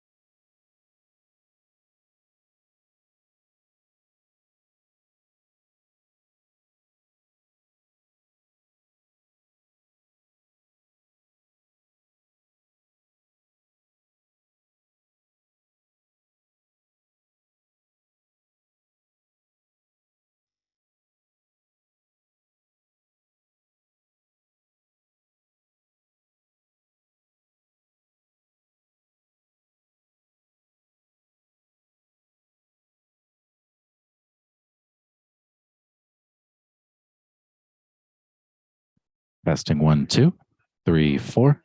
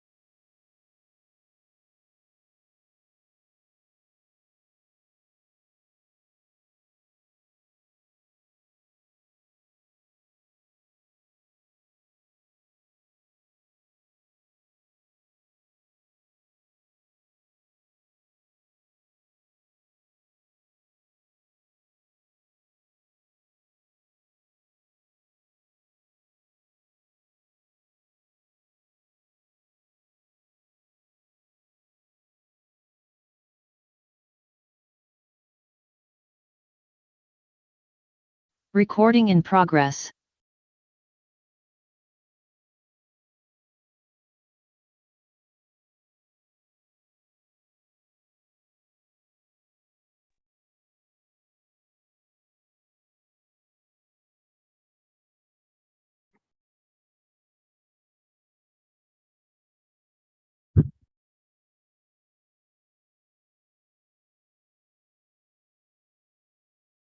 Okay.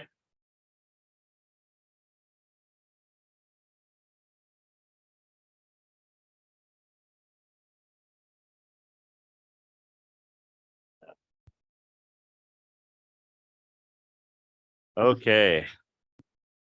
Hope everybody enjoyed the break. We are now moving on to our 10:45 presentation, which is the overview of California Master's Plan for Aging for SCAN. And our presenter is going to be online. I will pass it over to Cassandra to do the introduction. Yes, unfortunately, Dr. Mahanti couldn't be here with us in person today, but she's graciously agreed to continue with the presentation virtually. Dr. Mahanti serves as the President and Chief Executive Officer of the SCAN Foundation. The SCAN Foundation is one of the largest foundations in the United States, focused on improving the quality of health and life for older adults. Dr. Mahanti completed her internal medicine residency at Beth Israel Deaconess Medical Center and research fellowship at Harvard Medical School. She earned her MD from Boston University, her MPH from Harvard University, and an MBA from UCLA. She currently is an associate professor at the Kaiser Bernard J. Tyson School right down the street and is practicing internal medicine physician at Kaiser Permanente. Dr. Mahanti? Thank you. I hope everyone can hear me okay. Okay, great. Thank you so much for inviting me to speak with you today. And I am sincerely sorry that I could not be there in person. I was looking forward to meeting you all, but appreciate you accommodating the virtual option this morning. So as mentioned, I'm Sarita Mohanty, and I'm thrilled to be here on behalf of the SCAN Foundation to provide an overview and recent updates about the California's Master Plan for Aging, and I will refer to it as MPA, which is also known as the Multi-Sector Plan for Aging. It's a new phrase nationally, so you'll see that interchangeably, but I will just call it the MPA during our presentation.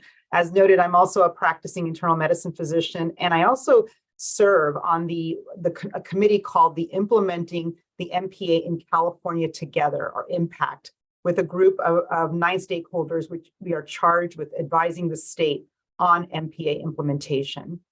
So I'd like to just, note that, as we get started, is that the state's youngest baby boomers reach retirement age by 2030. And as they do that, 1 in 4 Californians will be age 65 and older. This growth in the older adult retirees makes the work that you do here at LACERA even more critical. It has the direct implications for how LA County's employees are planning for and living in retirement. And so this MPA really provides a roadmap to prepare for our aging population, including strategies to support those entering into retirement. But before I go into the MPA, I'd like to share a little bit about the SCAN Foundation and including its vision, mission, and strategy. So if we could go to the next slide. The SCAN Foundation, we are an independent public charity. We've been in existence approximately 14 years, and we're devoted to igniting bold and equitable change in how older adults age in both home and community.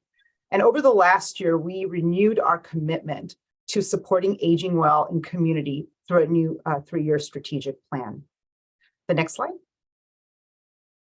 In order to achieve this impact, we focus our efforts on a few key areas and priority populations.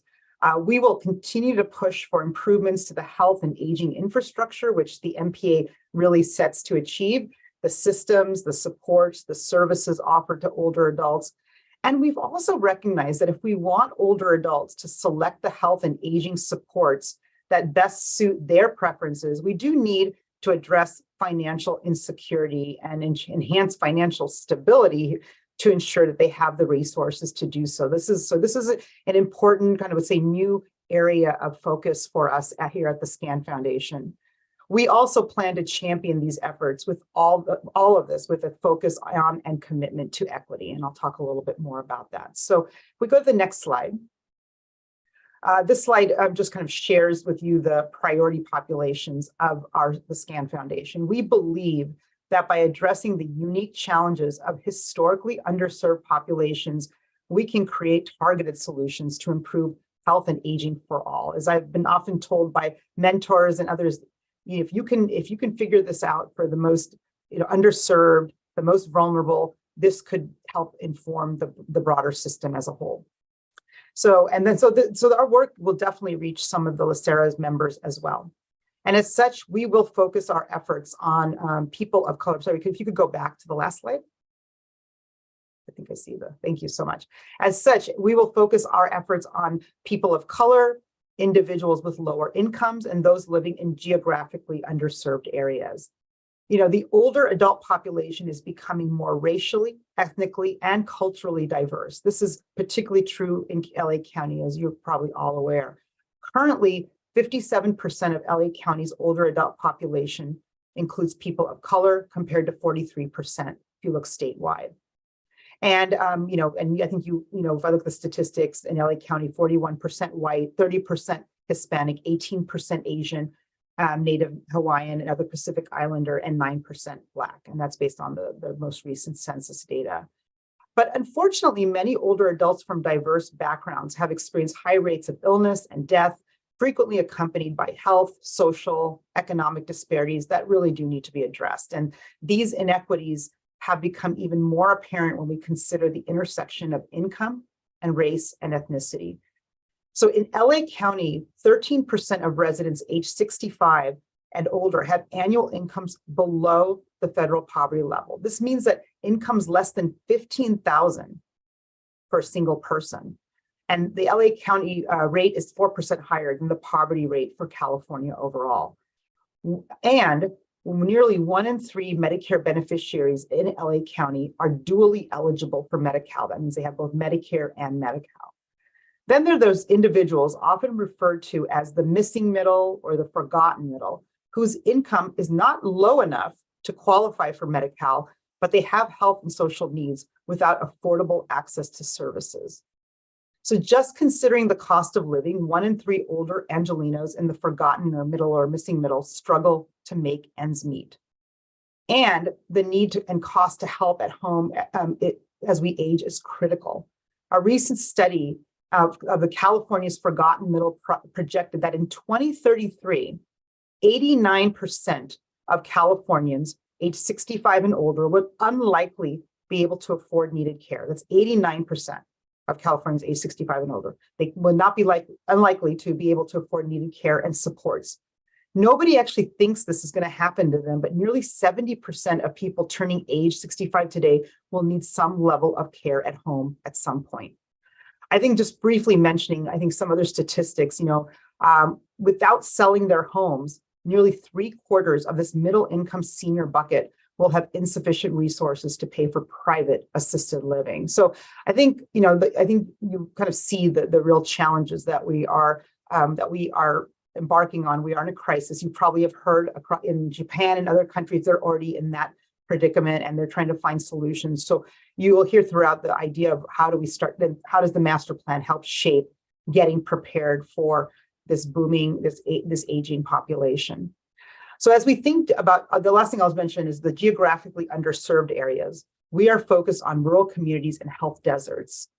Definitions for health deserts and rural communities vary based on data source and what is being measured. Some reports show that zero health deserts in LA County, but we know some communities still have harder time accessing services than others. So that gives you a sense of the priority populations that we are focused on. So if we go to the next slide, leading our efforts, we do have a multidisciplinary team. Just wanted to share with you expertise in policy change, impact investing, and equity-driven grant making. And part of today is, I think, an opportunity to look forward to continue dialogue with LACERA as we advance our strategic plan and see where there may be opportunities for coordination and collaboration. So next slide. So I'd like to now turn to a deeper discussion on the master plan for aging. The SCAN Foundation has long advocated and has actually helped lead the way for this MPA or Master Plan for Aging, or as I mentioned, now referred to as multi-sector plan for aging nationally. California's MPA journey started in 2019 when Governor Newsom issued an executive order calling for the creation of an MPA as a blueprint for state and local government, the private sector, and philanthropy to prepare for the coming demographic changes that I noted earlier. If we go to the next slide, after a year-long stakeholder process, the governor released the initial MPA in January of 2021. And the MPA provides a comprehensive approach to reimagine aging, influencing how society thinks about, plans for, and responds to the needs of an increasingly diverse aging population. And it's not simply a blueprint just for the state, but also for local governments, private sector, and philanthropy as well. So we'll turn to the next slide and I think go through a bit about the goals that were outlined in the master plan. So there were 5 bold goals that the governor's MPA set forth that the goal to achieve these by 2030 that have touch points to various aspects of our lives beyond health and social services. So the first one is around housing for all ages and stages. And this is really about making sure older adults can live where they choose, that housing is developed to be age and disability friendly and climate and disaster ready. So an example would be increasing affordable housing options, including accessory dwelling units or ADUs and residential care facilities. The second one is around health reimagined. We want older adults to have access to the services they need to live at home in our communities and to optimize their health and quality of life. An example of this would be improving healthcare affordability and access to community-based services. So this is really about that second goal. The third one is around inclusion and equity, not isolation. And this is about advancing opportunities for work, volunteering, engagement, and leadership, and ensuring older adults are protected from isolation, discrimination, abuse, neglect, and exploitation. And so one example that is one of the initiatives that the master plan is embarking on is bridging the digital divide by expanding access to broadband services and devices across the state. The next one is caregiving that works. We need to better support both paid and unpaid caregivers and truly prepare them for the rewards and challenges of caring for aging loved ones. An example of this would be addressing the direct care workforce shortage by developing recruitment, training, and retention programs. Even if people have access to long-term care insurance or the means to pay privately, there are significant barriers to accessing quality care due to workforce shortages. So as you can imagine, this is a very focused, critical area for the MPA. And then the fifth goal is affordable aging. If we want older adults to thrive, we need to ensure they have economic security for as long as they live. So one example in this category is ending homelessness for older adults. Statistically, older adults are one of the fastest growing cohorts within the homeless population. And then another example, which may be of interest to all of you, the state has an initiative to add pension-related data to a newly developed data dashboard for aging that was created to really track all the efforts going on with the master plan for aging. So I'll go to the next slide and really talk a little bit about the commitment to this work around equity. And I'm so pleased that the state and all the MPA partners have made this commitment. Recognizing that, then we talked about, I mentioned this, the diversity of California's population, both the strong and varied cultural traditions around aging, as well as the needs to address lifelong disparities. Equity is a core focus of the MPA to ensure everyone has equitable care in the end. So as you saw these 5 bold goals, and there's 23 strategies under them, and now over 90 initiatives. It is an expectation, almost a requirement, that we look at populations that are receiving inequitable care and make sure we lift them up to the same level as everyone else. So slide 10. I think this is important to know what is needed for this master plan to be successful. The master plan stands apart from previous reports and recommendations focused on improving services for older adults because there's of these several components that really excited me as I joined the foundation 2 years ago.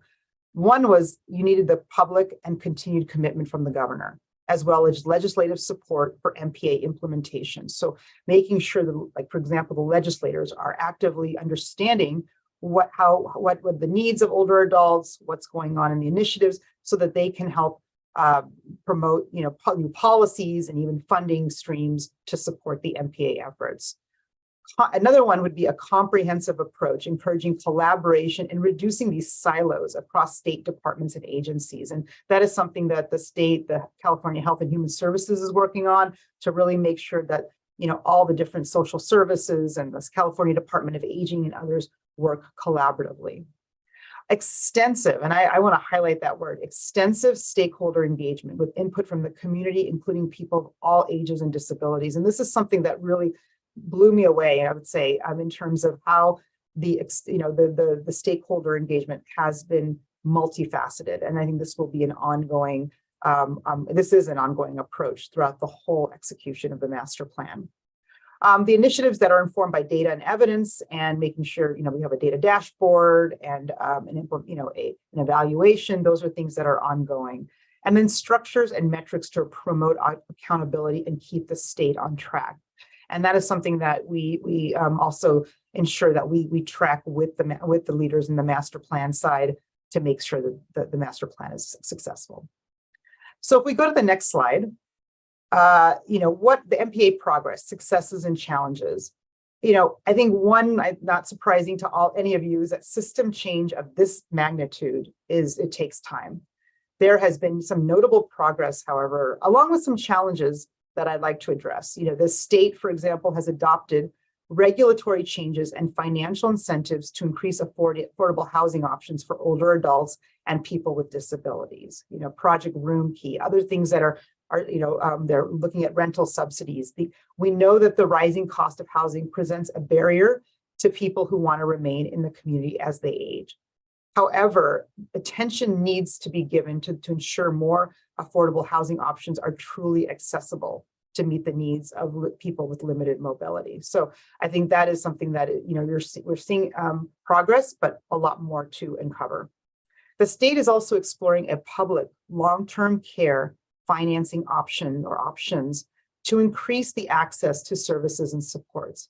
But it'll take time and feasibility to be a challenge as this continues to be a challenge. In the meantime, there is significant opportunity, and I want to highlight this, for employers to educate employees about long-term care as part of retirement planning and offer long-term care benefits similar to LACERA's optional long-term care insurance product. And in an effort to support the direct care workforce, California Department of Aging, which leads the master plan efforts, launched the CalGrows initiative. Earlier this month, the department announced $89 million in grants to 78 community-based organizations for development, recruitment, and retention of direct care workers. And while this investment is significant, we know we need to do more to ensure direct care workers have the needed aging experience, or an expertise. So we go to the next slide. As I mentioned earlier, the MPA process started in 2019, and a lot has developed since then. The MPA was created to be nimble and responsive to the changing environment. Recently, the state released a revised set of two-year initiatives for 23 and 24. Some examples include the development of new policies to improve quality and access to paratransit, an HCBS or home and community-based services roadmap to improve access to services, prioritizing underserved populations and geographies, and opportunities to support older adults in the workforce past retirement age. So these are things that are focused in the next coming 2 years that you see as are taking shape. In the next slide, I would like to just mention that what makes the MPA stand apart from other reports, again, is this commitment from the governor, from leadership, from legislators, but also transparency and tracking implementation. And the state recently released, as I mentioned, this implementation tracker Progress on each initiative will be updated every 6 months by the department or agency responsible for the initiative. So you can see who's accountable, but also see the progress. And this is readily accessible through the Master Plan for Aging, California Department of Aging website. So next slide is Los Angeles County as a leader in planning for aging. So in addition to statewide efforts, the MPA also provides a local playbook or a roadmap for cross-sector engagement to advance the MPA locally. LA County was one of the first counties to lead the way as an age-friendly county with a local plan called Purposeful Aging prior to the development of the state's MPA. And details, if you go to the Purposeful Aging website, you will get more details of that local plan. So for communities seeking to develop or evolve a plan for aging well in the community, the MPA local playbook is available as a guide. Currently, and I'm excited about this, and I know a lot of us are, 29 counties have or are pursuing a local MPA. So I think I just want to close, kind of the last slide, that before we go to questions and other feedback or thoughts, the success of the MPA relies on partnerships. No one entity can do it alone, and a meaningful system of change relies on committed, ongoing partnerships and leadership from the state, local, public, private, and philanthropic sectors. And as I wrap up, I encourage you to see how your entity, your organization can get involved in shaping and implementing strategies in your own communities that support aging well for all. So I said a lot. I appreciate the time. Thank you for the opportunity to speak to you about the MPA, and I'd certainly welcome any questions or comments from you all. So thank you again. Perfect. We'll open it up for questions. Mr. Knox. Good morning. Thank you for the information. Very informative. I know in the county, we've talked a lot about financial literacy, financial education, and I think the assumption sometimes is that we need to focus on folks entering the workforce, understanding, what they need to put away to retire successfully someday. But how does that work into the MPA in terms of financial literacy and engagement and getting the aging population to appreciate circumstances and maybe adjust retirement horizons if they need to keep working? And as you mentioned, not just relying on selling their major asset in their world, which is their house. Yeah, it's a really important question. And I think, I think one of the things is there is a lot of, community organizations that are out there that can help support, some elements of, how to navigate the savings, and obviously employers can support that as well. But I think to answer your question, the MPA is still exploring about, what are the venues, the opportunities to enhance financial literacy, not only for the older adult, the one who's 65 or 60 or 65 plus, but also the, starting early. Because one of the things that the MPA really hones in on is that it's a plan for all ages, all stages of life. So how do we start to even think about financial literacy for somebody in their 40s? So to answer your question, I'm not aware of any specific initiative that explores this, but it is something as we think about long-term care financing options, as I mentioned, that is one area that they're working on, stepping back and saying, okay, how do we start to bring those financial literacy? And I think that's going to take the partnerships, working with the private sector, working with community-based organizations who can support some of that. But yeah, I think it's a great question. And I will say for the foundation, this is really an area for us that we want as one of our strategic objectives, is to think about financial literacy and financial stability, and what are things we can help support. So as you see, and we're actually, for example, working with institutions like the Milken Institute to say, how do we support the work on the MPA around areas like financial literacy, saving early, what are options for savings and retirement as well. And just a quick follow-up. I should have introduced myself. I'm Keith Knox. I'm the county treasurer and tax collector. Yep. And one of our initiatives going forward is focused on protecting generational wealth, especially in diverse communities, traditionally underserved communities. So then that sale of the property becomes an issue if that's somebody's sole asset that they can use for their care down the line. And that's a major asset. They're no longer able to leave for their heirs. So it's a very complex, issue and how you save and how you protect something that you want your kids to inherit. So I appreciate the information very much. Yeah, I really appreciate your comment on that, because this is, I think, the area where, and I think I talked a little bit about this forgotten middle in particular, their options sometimes end up being, okay, if I want to get some long-term care services, I got to spend down to be able to qualify for Medi-Cal, but then they have to somehow, sell their asset, which is their home. And, and there's a lot, like you said, they want to be able to have their children inherit it. So this financial literacy piece has to start early, right? To say you're going to, and there's a lot of, the other thing I should say, you probably know this, but there's a lot of confusion. People think that once they get Medicare, that they have long-term care benefits, and they don't, as you all, many know. That is not, you get 100 days coverage for it's like a skilled nursing facility, but if you need respite, if you need somebody in the home, you can't, that's going to have to be out of pocket. So I think we have a lot of approaches we need to take and creative solutions with financial folks and others to figure this out. Mr. Santos.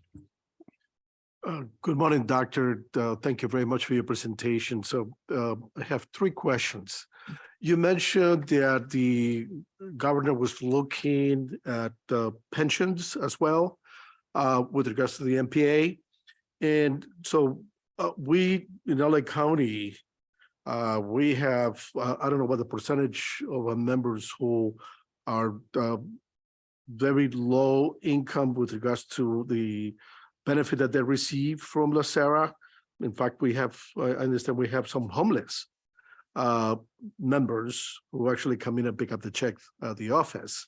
So I was wondering if maybe part of the discussions with the governor was to possibly amend the law that allows those members with low income, and I'm guessing it's going to be clerical workers. So that's one question. The other question I have is, you mentioned there were other counties that were looking at developing their own MPA. If you can name any other counties surrounding LA County, like Riverside County, San Bernardino County, so on.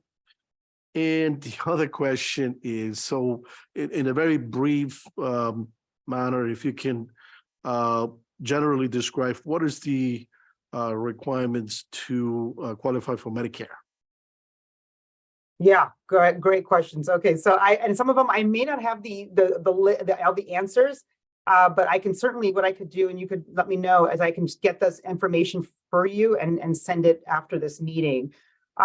Regarding the first question around pensions, I don't know specifically where we're at around the pension work around low income, but that is something that is evolving. We can get that information to you all, because I think it is an important question, and I'll make sure to if you have anything more specific you need after that, we can certainly circle back on that front.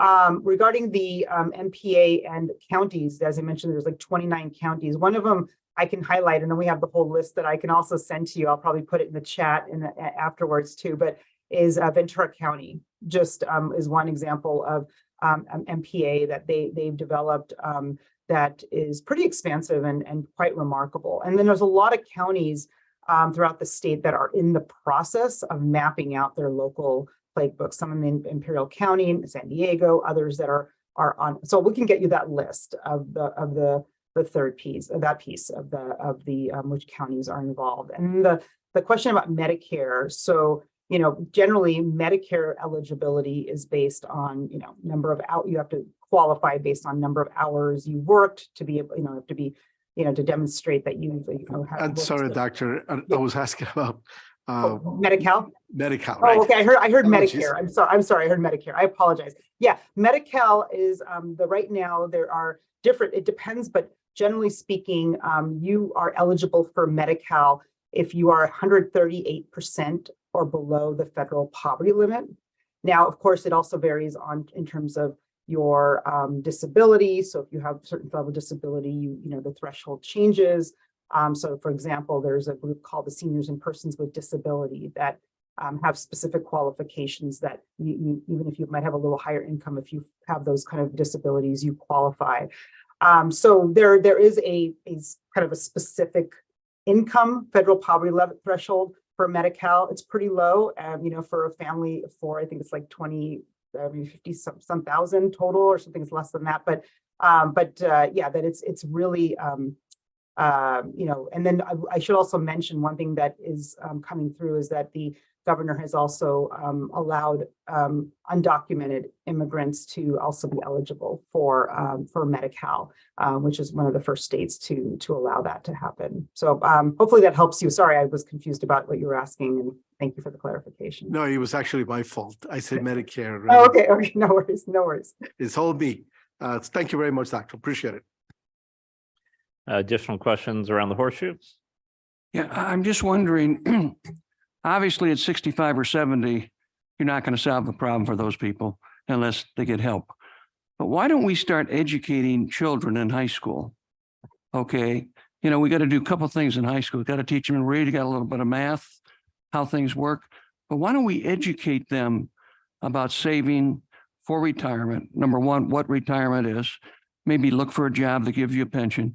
If we, we aren't going to get to all of them, but if we get to a certain percentage, it's going to solve a big problem, 50 years later. I mean, I absolutely agree. It's actually interesting you mentioned that. We were talking about this in, like back in the day, I had a course on home economics, and even in that course, they at least taught us what a checkbook was and how to balance a checkbook. I remember this, and that's all gone now. And there is no financial literacy, financial planning. I definitely think, and I know that there's been some conversations in some states to kind of explore how to incorporate that in the curriculum so that people can, start thinking about saving and why saving is important. So I wholeheartedly agree. And I think that is something we should look at more closely. Our foundation doesn't typically work with educational system, but I know there's a lot of efforts to try to reimagine the curriculum to get people prepared for the world. So maybe your organization can start working with the politicians. Yeah. Rather than wasting some of the money that we're wasting they can spend some money, and get the CTA to not mandate it, but get education to take a part in this and do what they're supposed to. I mean, I taught 55 years ago. Mm-hmm. And I was in class, I was talking about that. We were talking about stocks, we were talking about, property, and we were talking to these kids about a path to reach retirement. And I think it's real important. I mean, hey, if we get hit 30%, we are going to hit 100%. If we get 30%, it's going to change a lot of aspects when they reach 65. I think you're right. And the other thing is, there's the K through 12, which I think, kind of thinking about maybe middle school, high school, starting to that, but also the grad, the undergrad system. And I will even say, when I was in medical school years ago, we didn't get any kind of explanation of savings. And, I was in my 20s, and quite honestly, so many of our, of even physicians and even nurses have to take loans, and they don't quite understand what the implications and how to think about paying it off or saving. So I think there's a lot of facets of the educational system that we have to explore. Additional questions around the horseshoe?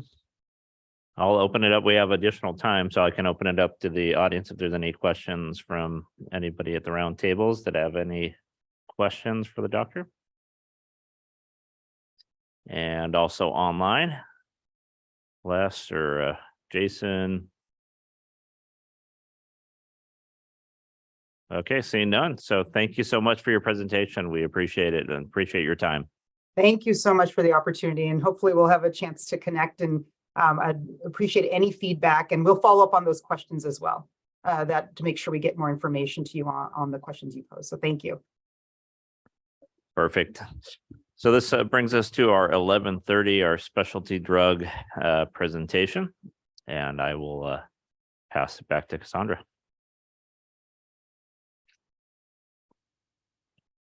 Yes.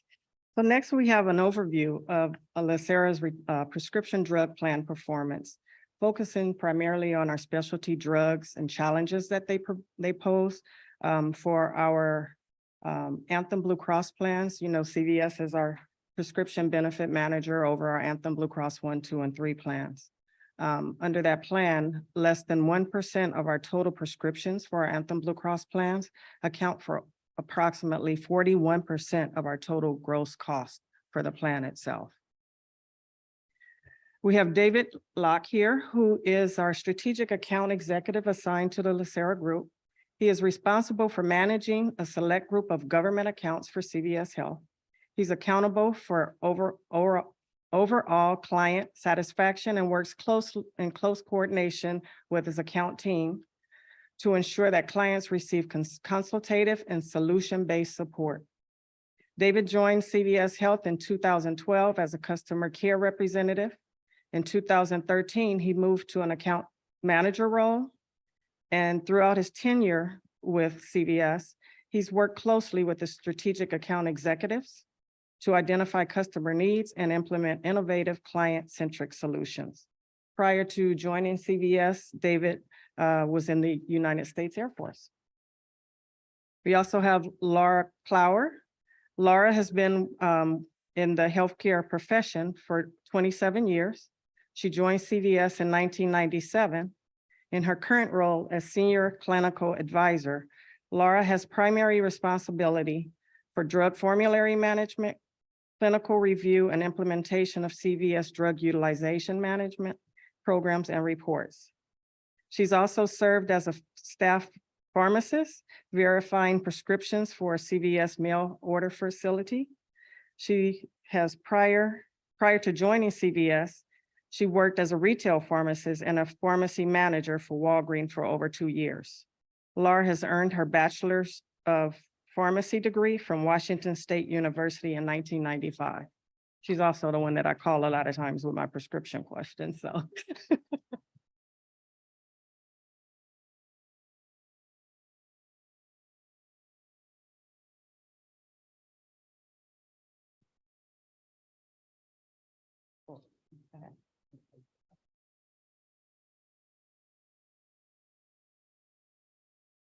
Thank you all.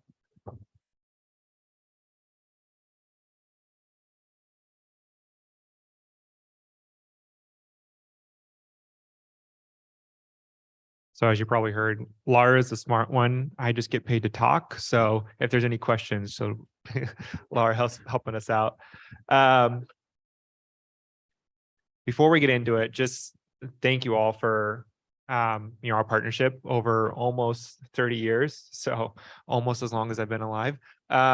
We really appreciate it. It's been a really great partnership. We've done a lot of work together, and we'll show you some of that work as we go through these slides. And then I know we will jump into specialty, which is a pretty hot topic. If anybody's been watching the news, Amgen recently released some biosimilars, which will be helping with a lot of that. A lot of your spend, 46%, I believe it is. So we'll go through is coming from specialty. And so we'll be talking about that, talking about how it relates to the maximum allowable benefit, which I know has come up earlier, and where the specialty field is going in the upcoming years. All right, we're going to start with just a quick overview of what is a PBM, because I know a lot of you probably in this room are going, what do you guys do? My own wife, I've been doing this almost 12 years and she still doesn't know what I do. So very valid question. As a PBM, we help to control your spend. We help to increase your members' health, their adherence, looking at different programs, making sure, different disease management programs. We've got a special program with you guys where we send out nurses, help them understand how to take their specialty medications. Some of these are very involved, home infusion, that sort of thing.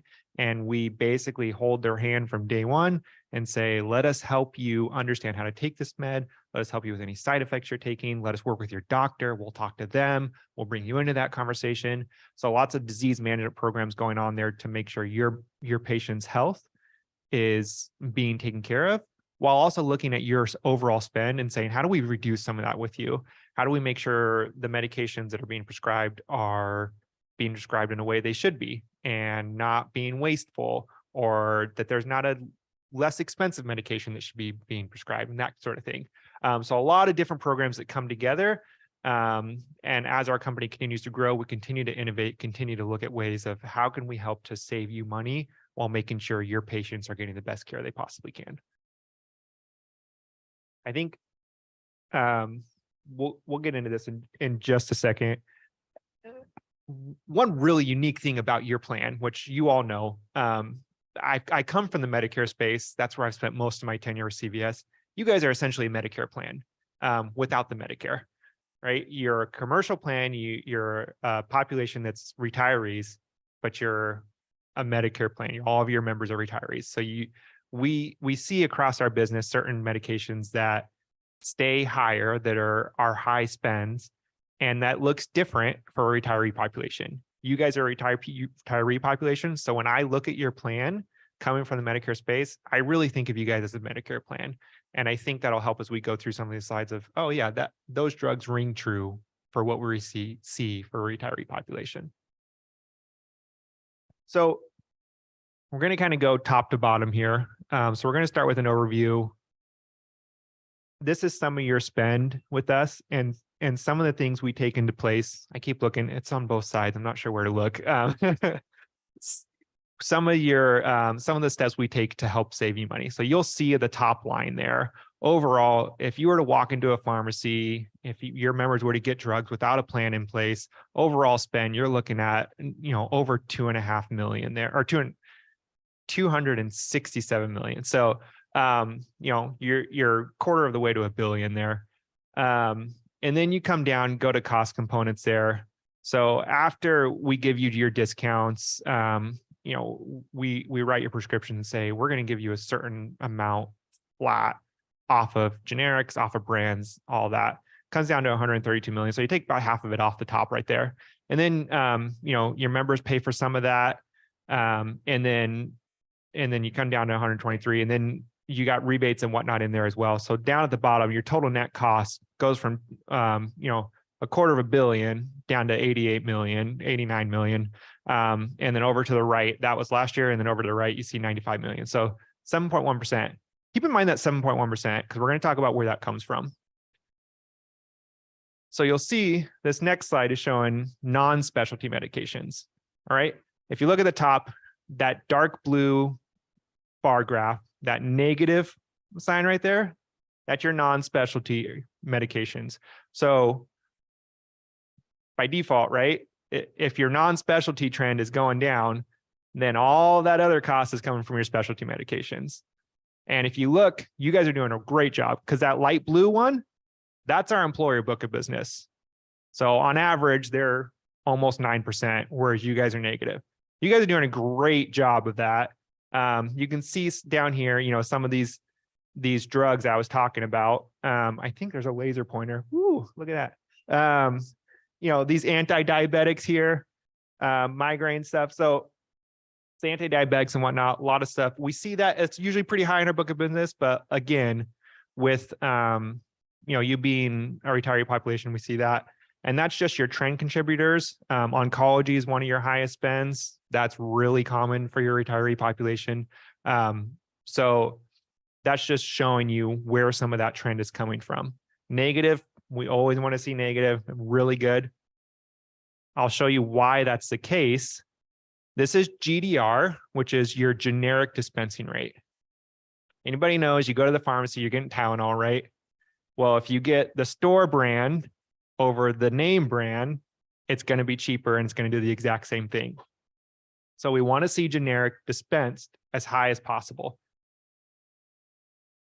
You'll see the dark blue here, 86% last year compared to your peer, which is about 84.5. You guys are doing a great job. That's why your non-specialty spend is negative. You'll see it dropped down a little bit this year, down to about 85.1. That's because of COVID. Those COVID drugs, they aren't generics. That brought it down a little bit. It's not anything you guys are doing. It's just COVID. So now we're going to get into the fun stuff.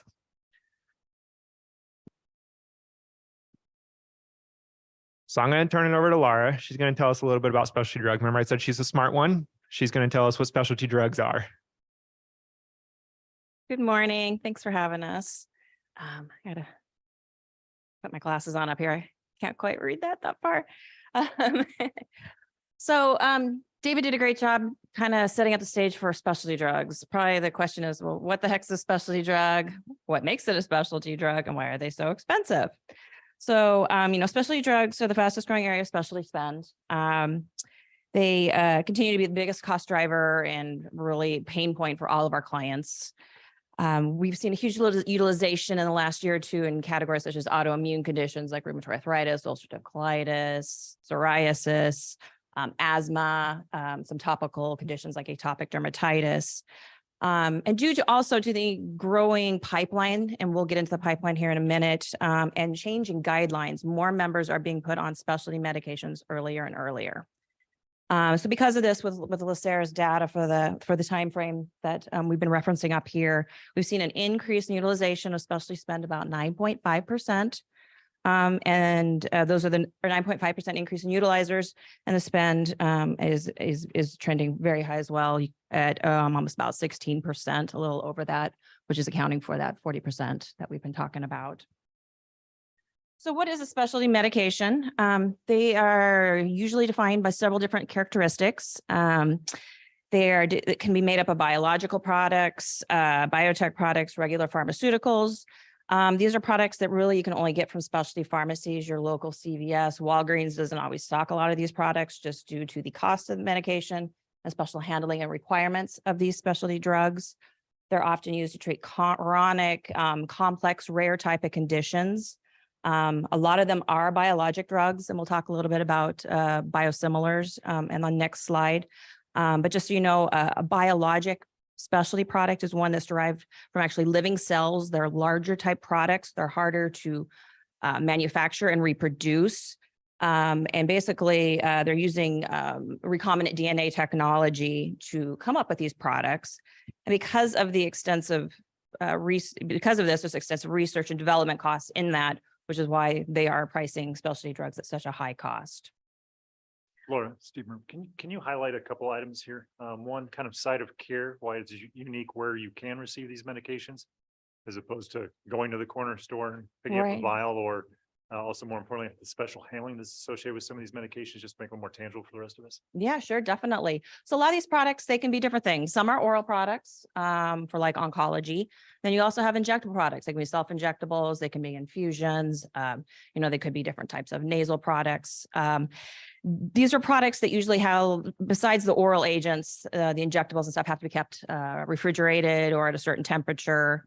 There's special handling, but in addition to that, there's special like ancillary products that are also needed to be dispensed with, needles, syringes, IV tubing and stuff like that. So these are things that just your local CVS retail pharmacy doesn't usually stock because of that. And also your local pharmacist sometimes isn't, they aren't the experts on these specialty drugs since they are newer type of products and these are complex conditions. So with us, CVS Health, we actually have our own, we have specialty pharmacies throughout the United States where members can get these specialty medications. We can deliver them to the member directly at their home. We can also deliver them to their local CVS pharmacy. We can deliver them to their prescriber's office if they're going to be administered in the prescriber's office. In addition, these specialty products often require, additional education. You need to know how to self-inject it, how to handle it, how to, store the medication. What do you do if you miss a dose? They also usually they can have some pretty severe side effects that members need to be educated on before, because if they're not aware of it, they might just stop that very expensive medication and they don't know why. So we have trained specialty pharmacists that can talk to the members about how to administer the product, how often you need to take it. What do you do if you miss a product? And we also have nurse practitioners that can talk, that they have access, that your members would have access to talk about the condition and what's going on. What kind of side effects are you experiencing? Well, hey, if you get this, maybe we can try this to mitigate that side effect, because we want to keep them on these medications. But then also once your specialty members are on these medications, we want to make sure that the medication is being effective. If you're spending, $5,000 on a specialty drug, you want to make sure that your members getting the most out of it that they can. Did that answer your questions, Dave, a little bit? Yeah, so there's quite a bit that's involved in a specialty drug. I don't know if anybody has any other questions questions on a specialty drugs. What was an infusion drug? Is that through an IV or? Yes, Okay. there are some people that do have some infusion drugs that they get through specialty. I would say the majority injectables are more self, injectables, but there are some that can be trained to use infused products. Thank you. Yep. Aren't those mostly cancer drugs that, you hear crazy, cost of 10, 15, $20,000, which seem to go away and become normal.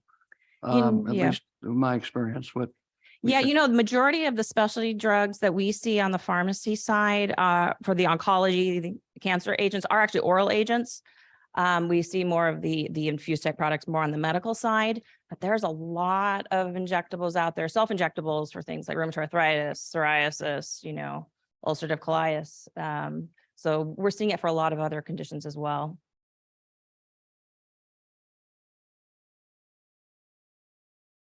The self-injection medications, is there any reason why they can't be transferred to oral, taking them orally as opposed to injecting? Is this some kind of scheme from the pharmaceuticals to make it more expensive, or? No, actually, I don't think it is a scheme. They just have better outcomes they can get to the places in the body that needs to with the injectables faster and better, and they have better long-term studies for those. There's a few products out there where maybe you have the injectable form and an oral form, but not in every case. It's a great question. Laura, a lot of these products too are for classes of people that it's not a large population that's using these, right? Right. Which can lend to the cost, I'm assuming. Yeah, like multiple sclerosis. You can even have some pretty rare genetic type disorders, the members taking these medications. It just takes one of your members that has a very rare genetic condition that's taking these medications can be quite costly. We'll get into your numbers in a minute, but 130 some of your members are on specialty drugs. So you divide that, farmer's looking at it and they develop a drug, go through all the R&D, develop it, and get it out to 10,000 members, let's say. They're going to look to recoup costs, right? Which is going to lend to some of the expense. Are they more expensive than they should be? We'll leave that to pharma. But there's reasons behind why these costs are so expensive as well.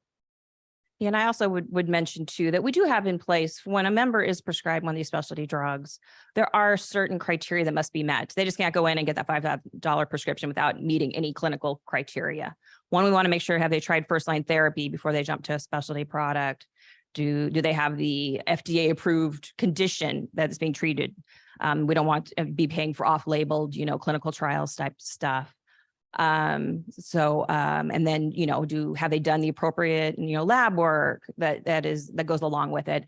And then once someone is approved on a specialty medication, every once in a while we need to work with the prescriber to make sure it's being used effectively. They're getting the right lab test points that they need to, that's showing that it is effective. So we do have those parameters in place, which does lead to some savings as well for the plan. Laura, I can't possibly steal your thunder, but it's two quick observations. I think that when we think of the traditional generic and brand drugs pill form, it's kind of medications or treatment that's available to the masses. Okay. And some have side effects associated with them, and that's kind of how that goes. What we're doing now is I think we're seeing more tailored treatments towards individuals. And that's where some of these delivery methods are for, to tailor to the specific patient. So you've got that. But I think as we get into this, I don't want it to be lost, but yes, we will focus on the cost because it's important and it certainly gets the highlights. But I think, Laura, you can probably do a better job of this than I can. But some of these medications and treatments are also curing diseases that we could not handle before. So there are benefits to this, and there's a very difficult balance between the expenditures associated with them and the quality of life that is vastly improved because of their existence. I think that's a really good point, Steve. No one's out there saying these drugs shouldn't exist, that these drugs aren't medically necessary. They're incredibly necessary and doing amazing things. Some of these drugs are, like you said, curing, look at Hep C a few years back and actually curing hepatitis C through one treatment, stuff like that. So these drugs are doing amazing things, but with those amazing things come very expensive price tags. Yeah, so I think we can go ahead and go to the next slide. And just to give you a little bit of reference, the top 25 drugs for the LACERA plan, 15 out of 25 are specialty medications. 10 years ago, you'd just see maybe one or two sprinkled in there. So just kind of illustrates how the specialties really overtaking the specialty spend.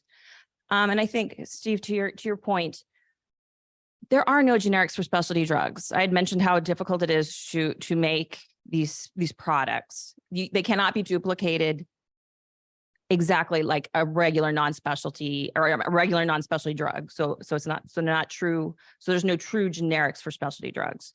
You might have heard of biosimilars. Biosimilars have been in the news a lot in the last year, or I'm sorry, the last month. And David had referred to it as well. Biosimilars are products that are highly similar. They've been FDA approved that they're highly similar and there's no clinically significant differences in the products. There is a lot you can see on here of specialty biosimilars that have been approved, but approval doesn't mean launch. Humira is your number 2 specialty drug. It's autoimmune product, can be used for rheumatoid arthritis, psoriasis, ulcerative colitis. I think there's 10 different indications. We've been waiting for years now for the first biosimilar of Humira to launch, and it just launched the end of January, and it's called Amjevita. We expect there to be, I think, 6 or 7 more biosimilars for Humira to be launched in July of this year. So once we expect, why this is important is we just get more products more biosimilars out there. There's more competition. We're going to be able to drive that price down. That branded Humira price is not going to be able to sustain what it is now. It's going to have to come down to be competitive. So once we get more biosimilars for Humira in the market here very, very soon, we're going to see a lot of movement within the specialty arena. And there's a lot more specialty biosimilars for other products like Enbrel, Stelara that will be coming out in the next few years as well. So it's kind of a really exciting time for that. This is just a slide that shows what for specialty drugs, there's in 2022, there were 37 new specialty products on the market. A lot of those are oncology agents. We see a lot of oncology agents come out year over year. 7 biosimilars were approved, and then there were 77 supplemental specialty indications. A supplemental indication is something like Humira. When it first got approved 10 plus years ago, it was only approved for rheumatoid arthritis. Now we're up to 10 additional indications. The joke is it's almost like it can be used for everything. They throw the book at it there. So we're seeing a lot of spend, not only in the new products, but also just in the expanded use of indications. In the next 3 years, we anticipate, over 600 new specialty drugs, more specialty indications. We talked about the biosimilar approvals and the launches. Another, I think, exciting area in the specialty world is gene therapy products. These are very, very expensive products used for very rare conditions like spinal muscular atrophy. There's some eye conditions that cause blindness. These are products that are curative. What they do is they basically take your DNA and they take that, either the missing gene or the defective gene, and they reinsert a gene that is working into the member's body. They're usually a one-time administration of these products. They range from like $1 million to $2 million in drug spend. It's curative, but it's quite expensive. We don't see these on the pharmacy side. This is more on the medical side, but I just find the technology or where we've come in the last 10 years is pretty amazing as far as gene therapies. There's more coming for hemophilia A and hemophilia B in the next couple of years. So you might see some of that. This is just a discussion and something to think about on the medical side. $1-2 million drug spend. It's quite impactful for a member. As the pipeline expands and these drugs are administered, do we see the costs go down over time, or are we just expanding the pipeline and expanding the pool of larger cost drugs? I think it's a combination of both. Humira has had, unfortunately, the last 10 years, it's had pretty much the run of that autoimmune category. So it's been able to increase its price year over year. Even the last year, Humira has increased their price quite a bit because they know these biosimilars were coming. But in the autoimmune category, there are some other products. With these biosimilars, we're going to see that category getting a lot more competitive. But again, it's not going to be like a non-specialty generic where, it's 70% cheaper than the branded product. It may only be 30% cheaper, but 30% cheaper of a $5,000 drug that's no chump change. But when we get to these newer products that are, unique, they have their own unique mechanism of action, and there's no other product, they're going to price it quite high, especially these gene therapies. Those I think we're going to get more of the gene therapies, and they're going to be in the same range for $1 million. But yet, if it's a one-time curative thing, does that even out to where if you were paying for a $50,000 specialty drug month after month for someone's life? So it's a combination of things. Mr. Knox. Thank you. So on the biosimilars that are, very similar, not exactly the same, is that because of patent protections? And this is just another firm's attempt to replicate what the original one did? It's a combination, really. It's so hard to replicate these products because they are these large molecule products, and just it's quite complex, the whole manufacturing of it.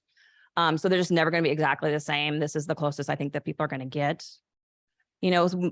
Just my personal opinion, if someone's already established on Humira for their condition, they're probably not going to want to switch to a biosimilar product because, they could maybe have just a little different reaction or something. But a new person on therapy, there's no reason they couldn't use a biosimilar that was cheaper. And so in our case, if a member was on the original version and did not want to switch to something cheaper, what would happen in that instance for us? Yeah, I think that's still to be determined. It would depend on formulary. We always have medical exception processes where for some reason they're established and there's a reason they're too critical and they can't switch, we could keep them on the therapy. But, I wouldn't for Humira, the branded product, it's not going to be going away. They're going to have to be competitive. The price is going to come down. And a lot of times too, you're seeing the prices here. These are like gross cost prices. It doesn't include rebates that the plan will get on these drugs as well. So we could see just a change in the rebate values as well. Yeah, to add to that. So kind of three things going on. So you had asked, what's the outlook? Does that lower price for everything?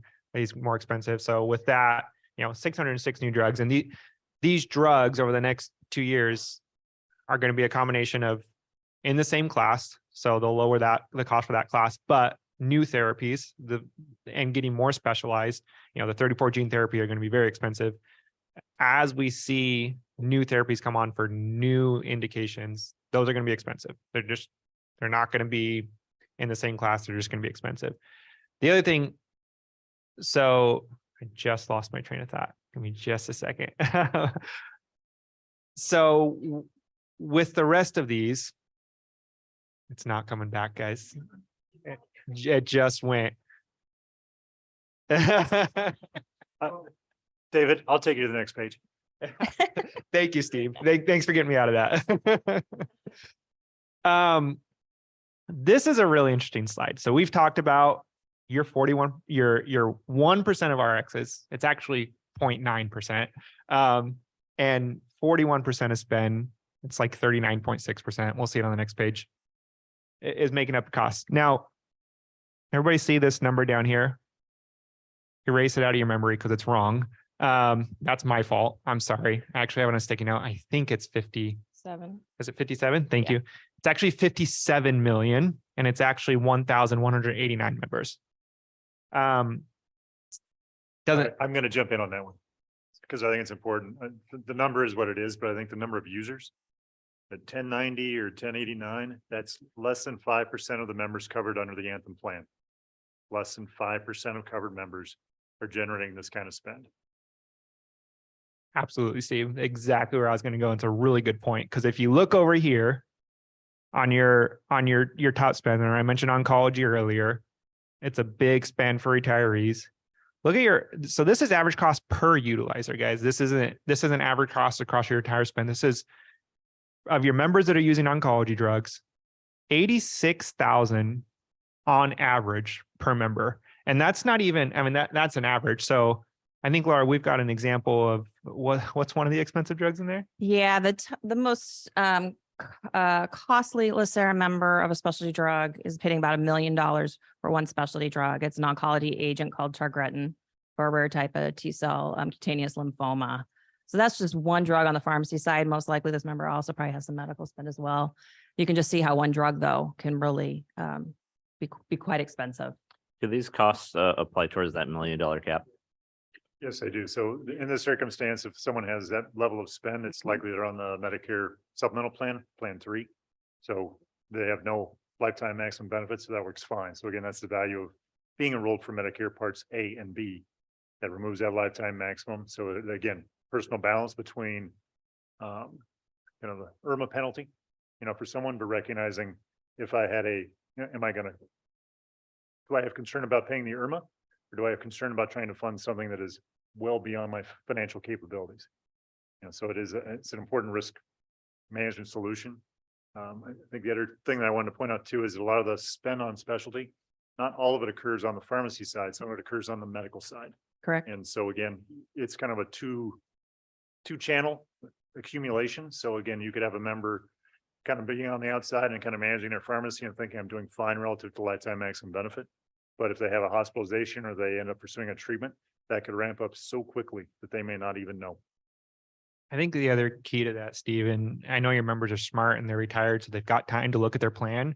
But I'm in this business, and when my benefits come up and I look at them, I still have to really dig into them to understand them. Your members are going into a pharmacy, they get a 30-day supply of this oncology med, it's $50 to them. So they aren't necessarily going in and understanding that there's $250,000 to spend behind the scenes, or for the cheaper ones, $15,000 to spend behind the scenes, and realizing that that's accumulating towards their max. They see the $50 and they think that's what it is. So there's another piece there of when they're choosing their plans, are they realizing the differences? We have Ms. Gray with a question. I guess this is a question both for you and maybe Cassandra. How seamless is the transition from an active member to a retiree who is on specialty drugs? Do they have to be reevaluated? Do they have to get reapproved? Or can they just transition from where they are, say they're with Anthem Blue Cross, and they're taking Remicade or Humira or something like that?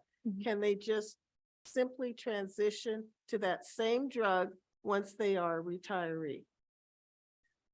Normally, we recommend members, when they enroll, they need to see their provider again, because they're going to need to get a new prescription written, because we don't know the duration of the balance of that prescription. So we try to get them to fill their prescriptions before they actually retire, so they have a supply on hand, and then go see their doctor to start up their new prescription, which could be the same drug, but it'll have to be a new prescription to be submitted under their LACERA group. Will they have to obtain approval from the LACERA prescription plan? Well, the doctor would, of course, they would have the records already. And so you go into your doctor, the member itself, like if you were to go into your doctor and tell them you need a new prescription, you're changing your health plan, it's going to be seamless to the member. But behind the scenes, what that does is that now switches you over to the LACERA group plan. So they have that record to start you fresh again. Chair? Question. So Go ahead. Cassandra, I think Ms. Gray is looking at prior authorization. Is that Yeah. what you're referencing? Ms. Gray? Yes. Yeah. Got it. And also, Yes. Going from one plan, like for myself, I'm on Anthem Blue Cross as an active member, and it is extremely intimidating to think that, say, in the next couple of years, I'm going to be a retiree. It's probably why I stay on the board. I mean, how easy is it going to be for me to transition to the specialty drug or drugs that I'm on to stay alive? If you're already on the drug and you go see your doctor, definitely for these specialty drugs, we do have what they call a prior authorization that you just mentioned. Sometimes you hear us just say PA. We do have that in place for those members, or for our members, because we do want to make sure that the drug they're taking is for the reason or their diagnosis, not being used for some off-label, because we're not going to pay for off-label.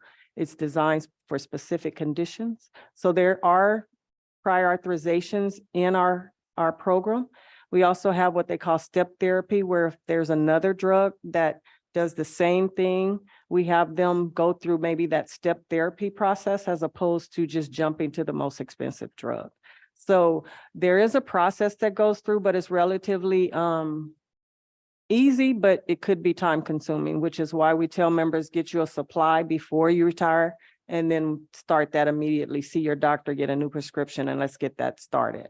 But I think one of the assumptions is that the provider does accept LACERA's plan. Well, under Anthem, you can Assuming- go to any doctor you want to. So chances are, if you're already an Anthem plan member, you're going to continue to see your same provider that you've been seeing. So they already know your history and everything. It's just a matter of going in and restarting that process with a new prescription. Okay. Yeah, under Anthem, yeah, you have a different one. So I think that's key. Yeah, just to add to that, Cassandra. So it's two different companies. Go ahead. My apologies. Sure. Can you be denied coverage for a drug you're already on for retirement? Can you? Yes. Will it happen? Very unlikely, unless there's something wrong. If you're coming in and you're taking Humira and it's on the formula, the formulary is what's going to be the barrier if there is one. So if for some reason Humira were to come off the formulary, would be to replaced by a least expensive drug, because that's would likely be the reason, because we go for lowest net cost. And so if it were to be replaced by a less expensive medication and you were to switch over and come on and say, I want to take Humira, we say, we don't cover Humira, you can take this medication. Then you would go to your prescriber and say, this is what my insurance covers. And you would be switched to that. Now, as long as the formularies match up, you're not going to be denied because you're already on it. These medications are specialized. They're being used for that. Anthem's got in prior authorizations for them. We've got in prior authorizations for them. All the evidence is there to back that up. Would you agree with that, Laura? I would agree, but there's always going to be a one-off situation. There's always a medical exception, medical review process pathway that the members can go down if they do run into some barriers. What if the doctor doesn't want to make that change and the doctor insists that patient is taking that drug rather than a different drug? Are you going to fight the doctor, or are you going to allow that to occur? It kind of just depends. And if the doctor can prove medical necessity why they can't switch for some reason, then they'll take that into consideration and approve it. So, I mean, our goal is just to not deny everybody that comes in. We're just really trying to protect us and protect the plan and make sure that, it was being used appropriately if you're going to continue to pay for this very expensive medication. So, I mean, I work with Cassandra all the time. We can all, for any one-off situation, we can work, we can help, we can go through it. We're not going to deny somebody on day one and then just say, well, you're out of luck. You need to get this from your doctor. There's things we could do in the meantime until you can get all that information from the doctor so that you can continue Most of on the your time when I therapy. see a doctor, I don't know if you want to agree with this or not, Steve, and the doctor intervenes and is pretty specific with reasons why he doesn't want to change drugs. They've never refused him. I don't think they want to Correct. get into a battle with an MD. The inline is your provider is the driver. So if your provider says that that's something you have to take, that's where we use the medical necessity and it's covered. If I can just chime in for a second, it's been a great discussion, but I think it really highlights the first presentation, which was an overview of LACERA's programs. It's easy for us to walk into that and going, what do we have? What do we have? But quite frankly, the prism that people look at it is, I've been with the county for decades. I'm retiring, so I'm going to take what I have. That could not be further from the truth. Yes, the county may have an Anthem plan. LACERA has an Anthem plan. County uses Kaiser, LACERA uses Kaiser, but they are not identical. They don't function the same way. They don't have the same rules, et cetera. And again, the point brought up before, physicians will kind of drive it and rule it. So again, there's the ability to navigate that. And again, that's the importance of having the staff with LACERA and the retiree healthcare group to help members navigate that work. But I think there's an impression of I'm retiring and I'm going to have the exact same thing. And again, that's where we kind of have people walking into creating episodes of the lifetime maximum being important to them suddenly because they've chosen to relocate outside the county, go to another state. So they take a particular plan because that gives them the access they want, but not realizing I had an unlimited benefit plan with the county, didn't need it, but I had it. And now I've moved somewhere else. I'm using Anthem. It's the same, correct? And it's not. And that's where it's kind of a mix of confusion and understanding and also some historical decisions that kind of have us in position. That's why this presentation by CVS is so important, just to highlight how costs are going to accelerate. I was looking earlier before my battery died. We probably have 120, 125 people that have either exceeded or are kind of approaching the lifetime maximum, and that's dated. That's probably from last June. Those numbers are a little bit higher, and I think we're going to try to figure out a way to make that more apparent to everybody on the board going forward, just so we can keep track of it. But there are inherent challenges here, and it does have an impact on members. And like I tried to point out before, there are wonderful things happening with regard to pharmaceutical treatments, curing people and doing all fantastic things, but it has a cost. And we have to be aware of that, particularly as board members, so that we can kind of affect change where necessary, so that members get the benefit they deserve and they're not put at financial risk for bankruptcy, which is kind of what the SCAN Foundation team talked about, people that for no result end up homeless in retirement because of financial issues, potentially like this. So done with my soapbox, my apologies. Thank you. And yeah, that would be great if we were able to get that monthly report out that shows how many people are coming up to that $1 million. And I would assume that a vast majority of our members have a seamless transition in retirement. And although there's a lot that goes on behind the scenes, and most people don't even realize that they're in totally different plans, I think for them, for most people, it's pretty seamless transition. I think we've only had a couple of people that have come to the board asking for exceptions because they didn't realize that the plan was different. But we always try to take care of that member, making sure that, we do get them into the same plan. One other thing I wanted to bring about CVS is they don't not only look at the lower cost to try to control the cost, but they also look at the efficacy of the drugs, which is more effective in the controlling of someone's condition. So it's not just the cost. So don't get that part wrong, but they also look at the safety for the member as well. Yes, thank you for that, Cassandra. All right, so this is, you've seen some of this information already. Let's look a little bit. So blue bar, that's your specialty trend. Maybe your non-specialty was negative. It's not the case for specialty, 12.2% trend year over year. And then also with this, so that's the 40.6% you saw on the other one. That's the 1% of members. Your utilization, that's how many members are utilizing specialty, went up 6.4%. That's going to continue to go up year over year. You'll see that go up as more indications come out, as specialty drugs start to treat more and more diseases. That'll continue to go up. You'll continue to get more members move over to specialty. So it's 1% now, 1% of scripts now. It'll continue to rise year over year. You'll see over the next 3 to 5 years, if not sooner, this 40.6% will go up to 50%. Before you know it, it'll be half your cost. Yeah, I would say most clients are probably already at 50%. So actually, you guys are a little bit lower than that. I'm shocked you guys aren't there yet, Yeah. honestly. Okay, I'll just jump in really quick as a point of order for any staff members that are in the hotel. Just remind you to check on out since we're at checkout time. So if you haven't checked out already, please do so. Apologize, Scott, and continue. All right. And then down here, some of those drug categories we talked about, the average cost per utilizer.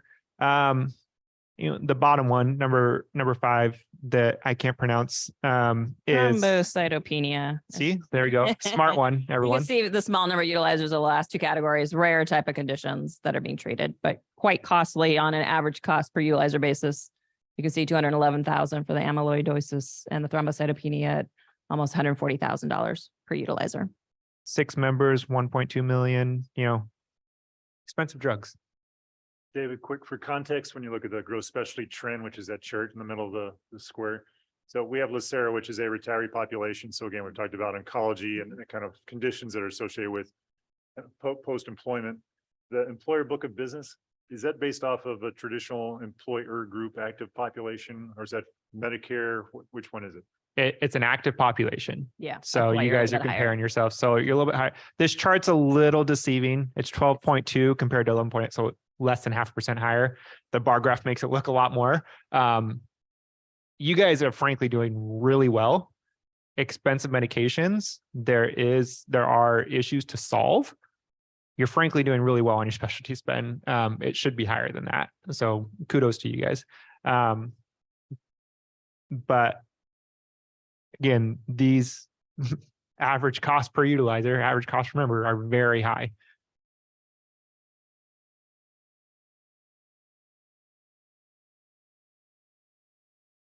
This last slide, before we go to questions, is I just wanted to leave you guys with I know your costs are high. We're aware of it. That 40% should be a testament to how well you guys have done.